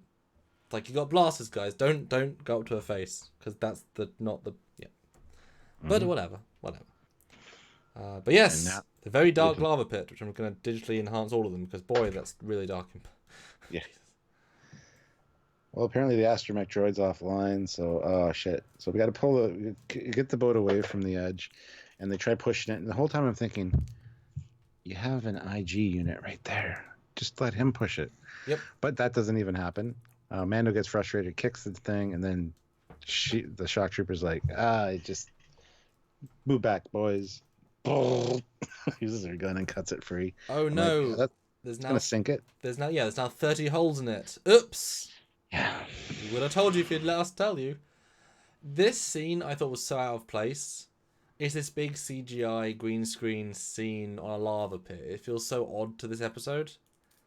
Don't know if you thought that too. I thought a lava river was kind of stupid, personally, but I didn't have an issue with it per se. I just felt really like this is a weird sequence to have. There's a boat there. Well, they all get in, and I love IG. He's like, "Be careful, it's molten lava." It's like, really? Do you think? Watch your feet, people, please. Yeah. Oh, and then the astromech droid wakes up, and wow. Reveal. I was just like, the hell is this thing?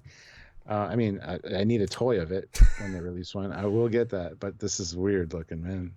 I love astromech droids, but goddamn. I was about to say, that's part of your agreement with the Lord and the Devil and everything between. You must have a astromech droid of every single variant in your collection. Yes. But as I said to you at the start, this is totally just a kit bashed gondolier. Because why do Oh, you yeah. pick an R2? You'd never pick an R2 unit for this job, ever. It's not this droid you use for this job.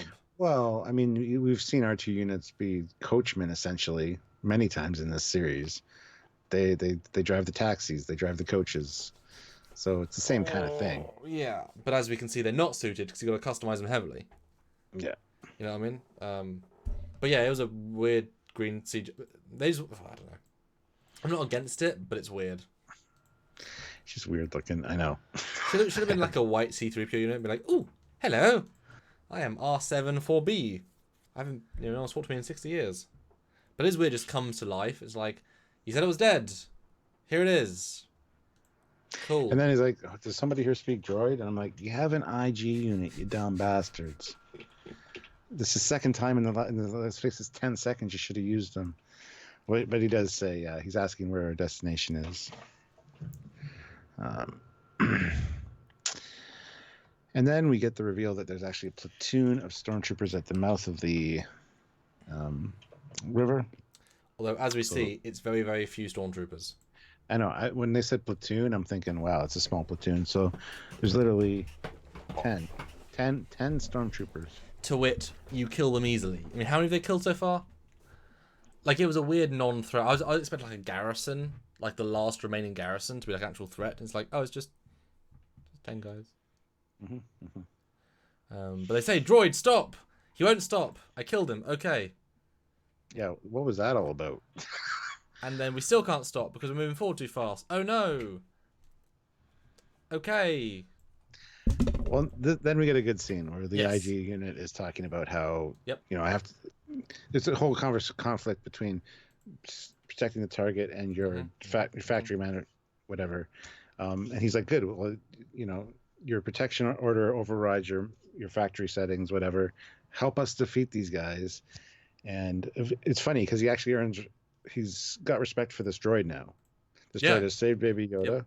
He's saved him. Yep. And the droid even says, don't be sad. I'm not sad. I'm a nurse droid. I can detect it in your voice. Love it. Yep. There's only one scenario in which the baby survives, and unfortunately in that scenario I do not survive. So I thought it was great. It was a very touching moment. The fact that he's now turned his view on droids just as this one's going to get destroyed. So and this droid. Let's not be generous. this droid Killed everyone he ever knew. So because earlier he said I got a thing against that droid. Yeah. But I think he'll now use droids instead. If I program them, if I get a friend to program them, like if I really trust them. But the fact is, he's the one that saved them all. He came in, shot the stormtroopers enough to make the odds even. He's the one that got them through the grate. He's the one that saved them before getting attacked in the smeltery. So he's the only reason they're all alive. And he also saved Mandalorian literally from death. Yeah, by and taking his helmet off. And saved Baby Yoda. And so I mean, he's literally done everything this episode. What about Quill? He didn't save Quill. Did not save Quill. He was too busy not saving Quill. So I mean, he's the most useful weapon in this entire arsenal because he can actually hit things instantly. This would have been great if he had a sniper rifle to like shoot through the concrete. Wouldn't it be great? Give a sniper rifle to the robot, see through the concrete, boom dead, boom dead, boom dead. But no, instead, yes, they come to the idea that yes, I will use my blow up, which obviously was set up in another episode, so that makes sense. And now I will do Terminator 2. Dun dun dun dun dun. Walk through the molten metal and survive just long enough to get through. Then blow up and save my friends. I'll stop now so we don't get flagged. That's good. That's good. But with a bomb instead. Yes. Wouldn't it be great if in the hand, in Terminator 2, it was a grenade? This is a great play on the self-destruct thing. I loved it. Yeah. Kablooey. Yeah. I just didn't like the fact that it's not very many stormtroopers, A. B, in this sort of situation, there'd be like lots in the vicinity, like some on the top of the mountain, some around. For them all to be that close is silly. So I was like, of course they're not all dead. But they were all dead. It's another easy obstacle. Yes, you killed a character, but he was introduced last episode. You know what I mean? So it's not, it wasn't a real character at this point. So it's just a bit easy. Again, kills them all. They go through. Not a problem. It's like, okay, great. But Moff Gideon's flying around in his TIE fighter. Yes, he is. Laughable Larry throws in $2 and says, could IG have removed his explosives and thrown it? I mean, yes, probably. I imagine, though, he's got combustible, like, liquid powering him inside of him. Like, it's not just a bomb, it's his material blowing up. Because I don't think a thermal detonator could do that much damage. It was him plus the bomb, you know? I also kind of got the feeling or the sense that that was kind of his power core, too. Yeah. Because it's right in the center of his chest, and it, you know. Yeah. So if he takes that out, he'd likely lose all power. But he could probably replace it, but... Yeah, I think someone mentioned earlier that why don't they just remove it, throw it, and then come back and heal him. But I mean, whatever. But yes, Darth Gideon, as you said. No, yeah, Darth Gideon. Cute. We'll call him that from now on, sure. Well, that would be the big reveal, which it honestly could be at this point. First pass does nothing. Gives him time to not react because the boss did nothing. But I give him credit. The CGI on this TIE fighter is excellent. It's very gritty. I like it. Mm-hmm. Mm-hmm. Yeah. Leo Paradon says, by the way, we met an ex-Imperial sniper in the show. Didn't they have any of those left to sit in the mountains and take them out when they leave the tunnel? Yeah. Exactly. Like I said, this one is not very good. They left a lot to be desired. They were like, we'll just throw some stuff, and then we'll let them leave, and we'll, it's not very interesting, really. But that's okay. Whatever. Oh, and then Carl Urban says the great line, or not Carl Urban, Carl Weathers is like, baby, you gotta do the thing. Do the hand thing. Do the magic hand thing. Do the magic hand that's thing. Great. That was good. That was. And then he just waves. Yeah, I love that. It's like, oh, hello. So, okay, fine. I guess we'll die then. That was good. Yeah. He's like, oh, no, I'm going to use the backpack. Yep. And actually, she said earlier, you're going to have to do your lessons. Yep. Because otherwise, it's not going to respond to you. Yep. It's a learned then all of a sudden it works. It's like, okay, cool. Yeah, that I did think was a bit unfortunate. So I don't invent a thing and then ignore it completely. At least have him be a little bit janky. Like he's a little bit jinky with it, but only a smidge. Yeah, just the landing and stuff. They make it kind of like, oh, he doesn't know what he's doing. But yeah. Zeraxis puts in $2. This episode felt rushed, but it was a fun romp, and that's a great summation. I agree. It did feel rushed, and they needed to tie everything up, but I really enjoyed the hell out of this episode. Lots of cool stuff in it. And this CGI shot of the TIE fighter is bloody glorious. I mean, this could be a miniature. I mean, this is just it's so real looking. I love it. Mm-hmm.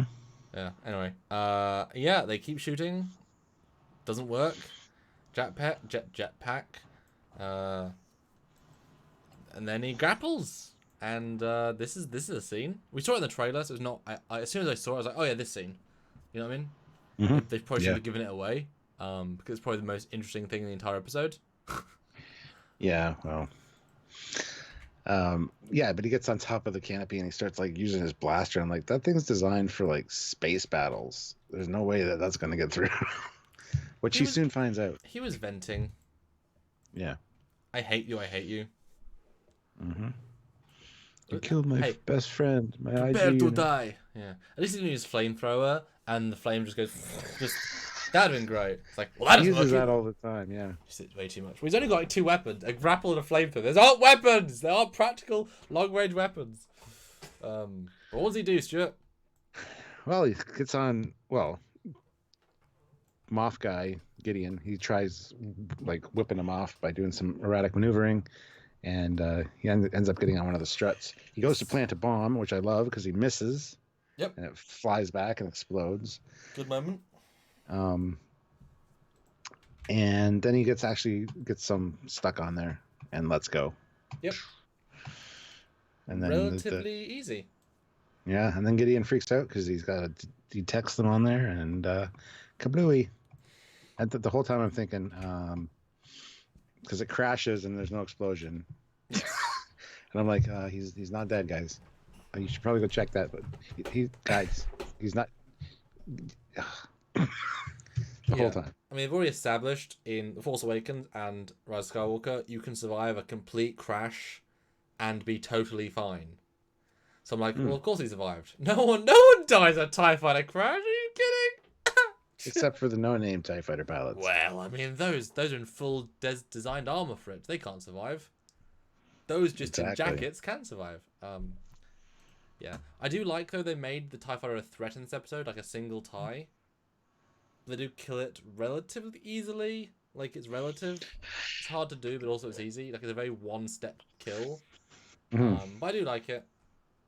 But if you didn't know he was going to survive, it would be when you'd think, wow, this villain, why did they introduce a random villain to come in? Like, he feels so weird, you know? Like, he should have been shown like, he should have been teased continuously. You know? So weird to introduce him. That was a big mistake, I think. Big, weird structural mistake. But yeah, goes down, and we win. That basically ends the episode, in essence. Yeah. They win. Cool. Yep, and they agree to stay on the planet, and the shock trooper, him and the shock trooper. He's like, you might even become one of the guild, you know?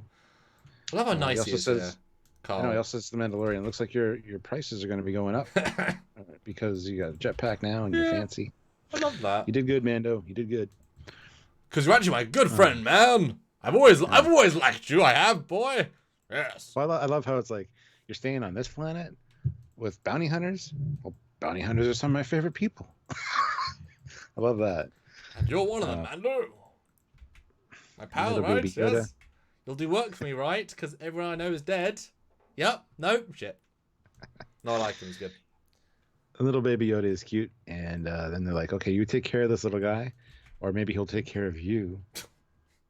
Foreshadowing. Yeah. And then he just flies away. And we see... Oh, he makes a little grave for Quill. Which I appreciated, that they didn't just forget about him. But still, bothers me a little bit. Unnecessary is a strong word there. And true. Yes. Yep. And yeah, he leaves to, I guess, go train / find Baby Yoda. Well, before he leaves, though, yes. Baby Yoda has something. He's got the Mythosaur necklace, and he's like, why don't you just hold on to that? You keep that. I don't know how he got it. Well, she gave it to him. For luck. Oh, did she? Or did he just take it? Oh, okay. Either, both. Same Never thought I'd see this again, he says, but you keep it. Yeah. And that, as soon as that happened, I'm thinking, oh, are we actually going to see a show where... Because who the hell knows? The Yoda species teenage years, at 55, he suddenly ages to an adult, you know. Like, I'm suddenly thinking in season 2 he's going to have a Mandalorian helmet, he's going to be full armor. It's like, Mandalorian! Like, or it's going to be like a shock to the system, like Baby Groot to teenage Groot. Yeah. Every season he grows a few hundred years. Yeah, so I thought it was like, because now the inference is he's going to be a Mandalorian Jedi hybrid man. Assuming they can't find his race and he's actually comes to an age where he can start training him in the creed of Mandalore, then yes, he's going to be a Mandalorian because he's a foundling. But yeah, if he finds his race and hands him off to them so they can take care of him, then no, he's not going to be a Mandalorian. But I can't imagine they're really going to know about this race. That's a race you can never know about. That's the mystery that you should never know, you know? They'll fuck it up. Yeah. But anyway, they zoom away, close up. I love the Jawas are scavenging it within minutes. Those Before guys it's are cold. on it. Yeah. This is why they're the scavengers of the entire galaxy. And when I saw that little burn thing, I expected it to like a laser blast to like check out one of the Jawas or something. Yeah. But I was surprised to see what I saw because I've seen this in. Isn't there's a black lightsaber blade in Force Unleashed you can unlock. Well, yeah, but I mean you can also get yellow and pink. Only time I'd ever seen one. So yeah, you can get a lot of lightsabers in that game. But yes, the dark saber, which looks like a katana blade. Yeah, it's a weird one. I only know a bit of it. I've seen it in Rebels and Clone Wars a bit, but I lost interest in that show honestly. I gained interest and then I lost interest in that show. Clone Wars. But I know it's important. I know enough of it that it's a Mandalorian built weapon to fight lightsabers because they can't build lightsabers, but you can build non-lightsabers. It's not as powerful. I think it's be charged and such, but it's effectively a low grade lightsaber with a limited time span of use per use. But I mean, Mandalorians can't kill Jedi most of the time. But if you have a dark saber, you can. But there are very few of them, if not just one. And there's more information, I'm sure. But him having it implies that he nicked it off. Like he's one of the ones that helped kill the Mandalorian Empire, and he killed the guy. So that ups him in terms of like whatever. But from average audience, we're like, he's a black lightsaber? The hell is that? Before we move on from that, Laughable Larry puts in $5 and says, if the scout troopers were such bad shots, how did they manage to hit Quill from so far away? As we discussed earlier, with the lasers on the bikes, because wherever the bike is pointed, they'll hit. They're scout troopers. They're designed to shoot with the bikes. So that's why. Yes. And what the hell, like, what an amazing last shot. Although, it's such a film shot. Like, he's not going to stand up there, look all here, like, hello, here I am. But, like, it's like, oh, that's a hero shot. Hero-villain shot. Mm-hmm. And they definitely said, right, we're going to make you important in the last 1 minute. So you know he's important. You know? Yep. Like, really important. Yeah. And I thought the blade looked a little janky in that final scene. It's a weird one. Yeah. It is a weird one. So hopefully it looks better later, but I don't know. So yeah, that was a fantastic episode. I really enjoyed this one, like I said, more than the last one. Just because there's so much action and such new cool stuff to look at. So again, I'm going to give it... I got to go back and reorder all my rankings. Because this is going to get a 9 again. Same as the last one. But I really enjoyed this one. So yeah, I mean, guys, this is your chance to put in the comments below what you think.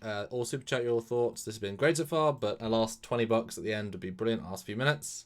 Please do.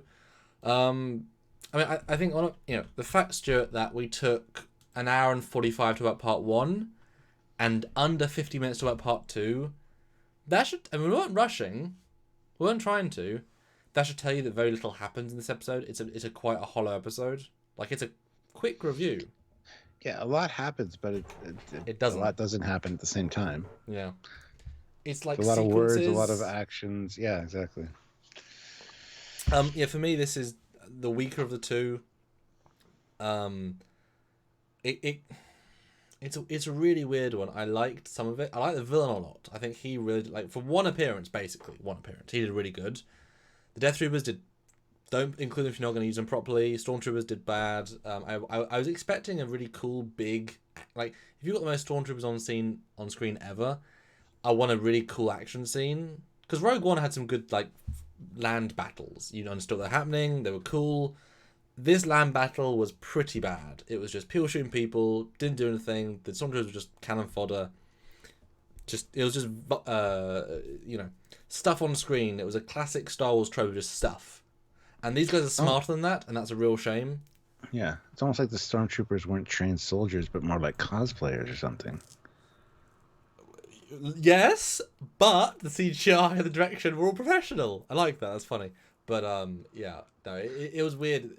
I think they were maybe rushed for time. These two were less polished than the other ones. For scripting, for direction, just definitely this last one was less full, less polished, less going for it. And I think watching the first two and the last two, it would be quite a flat season because we learn nothing new about Baby Yoda. We don't, like, you know what I mean? You kill the guy that is the client. We don't see the scientist again. We don't get any clone knowledge. You know, in terms of grander plot, these episodes fail miserably. I was expecting something, and I got nothing. So for me, big letdown. That's why, again, I wish it was just an episode by episode, because then it's just a good 2 battles. Sure, why not? But I enjoyed them. I just wished Baby Yoda wasn't in them, because he really wasn't in them. You know, they set this up straight. That's why we love the first couple. Like, the promise. Letting us down time and time again. It's really strange. But the villain's good. Give them more money next season. Give them more planets. Give them, more. They need it. I like the lady a lot. I like Carl a lot. The villain's good. I think a lot of things from this, like the new baddie at the end and the mystery character at the end of the Gunslinger episode, are all going to play a massive part in season 2. And then after we got season 2, and you go back and watch season 1 and see how it ties into season 2, you're going to be like, oh, okay, well, we'll have a different perspective on it then. Yeah, I bet they had a lot of riding on this season. As you can imagine, if it did bomb, they either just wouldn't do season 2, make a half a season, less money. But if it was good, they've got the base ideas, but now they can flesh them out properly. You know, I wouldn't be surprised if they double their budget for next year. You know, I mean, Game of Thrones. I mean, for however poor the writing was for last season, the money was on screen. Yeah, it was absolutely on screen every single. I mean, this feels cheap in comparison, even though it's Star Wars, but it was built to be efficient. So if you double the budget and yet be efficient, they're going to get so much money on screen, you know? So I'd give this one, I don't know, I like the one better, I think, but because it was a cool promise, this one was a bad payoff. But I don't know. Oh, I'm gonna have to say 7 again. I think I can't really judge them differently as well. Weirdly enough, I could skip these two, like a lot of it. Really? Yeah, skip the battle. Doesn't mean anything, you know. It's fun though. Okay. I think so. Yeah, I mean, but it's not. You know, there are better battles. I mean, it's just better battles. You know, if it's not great, then that's them letting themselves down. You know, this episode is not as good as they could have done. I'll say that. You know, they have done better episodes, and they can do better. You know, and it definitely shows you this was originally pitched as a movie. Feels like it, yeah. Like a trilogy, and they said no, we'll give you a mini-series. Go, and they're like, okay, great. Well, we want several versions. We want Baby Yoda to be several seasons. Yeah. Battle of Winterfell. I mean, you know, when so many CGI things. We're all gonna disagree with our man Sam. Okay. I mean, I think I justified every point. I mean, they're all reasonable points. It's not as if it's not why I said I don't like it because I don't like it. I gave reasons. So, you know, I justified it. Like I justified why the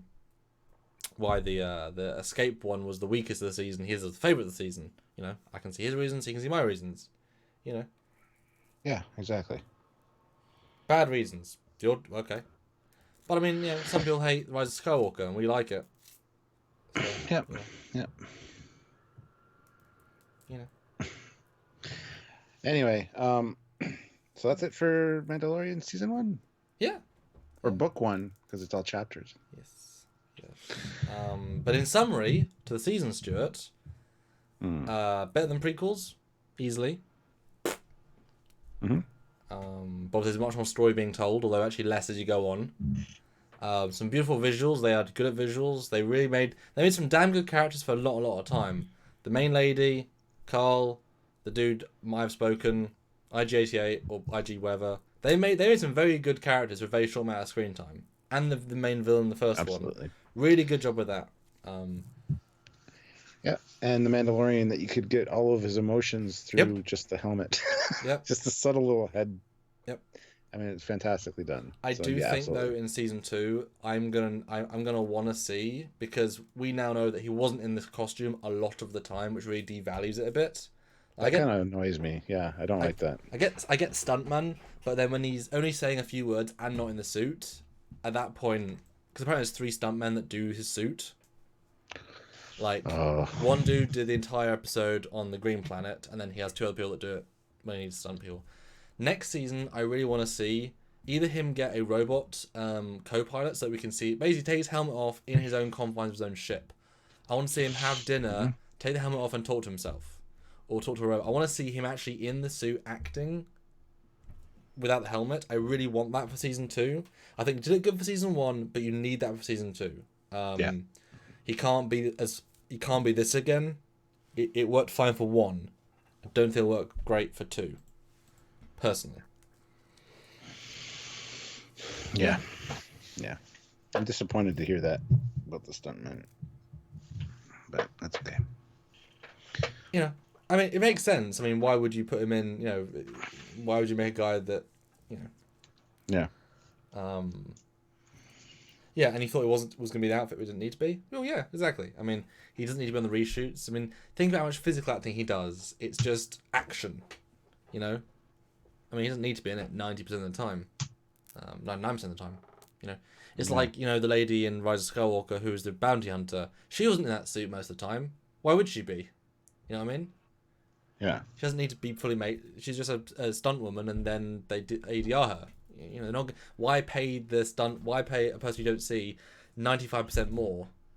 I mean, how much budget are you saving by putting a stunt guy in this suit, not Pedral, whatever his name is? You know what I mean? His day rate is a lot more than stunt guys, and a stunt guy could do more for cheaper and look better doing it.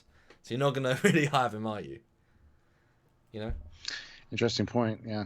Because then they can get more out of the budget. You know. But the things he brought enough to it with his voice. You know. Oh, absolutely. Yeah. Yeah, I would like to see more of him though, personally. And Bill says, yeah, he was in Wonder Woman 84.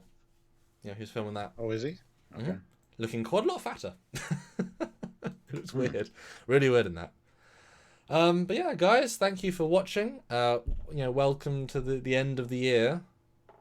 And as I said, guys, this is the last one of this year with my background. So if you'd like to super chat a memorial super chat for this background, please do. I thought I'd throw that out there. Might as well, as it's the last one. And Stuart will be doing another live maybe later on tonight for a little bit. Well, to be fair, this probably went on as long as we were expecting. So it's not as if we went too much longer. Just, you know, about right.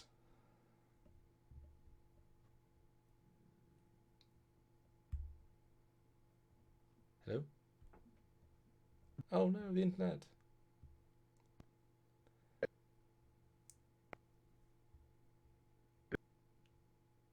Ooh. That is not the best internet anymore. Well, guys, I'm still here. I wouldn't leave you.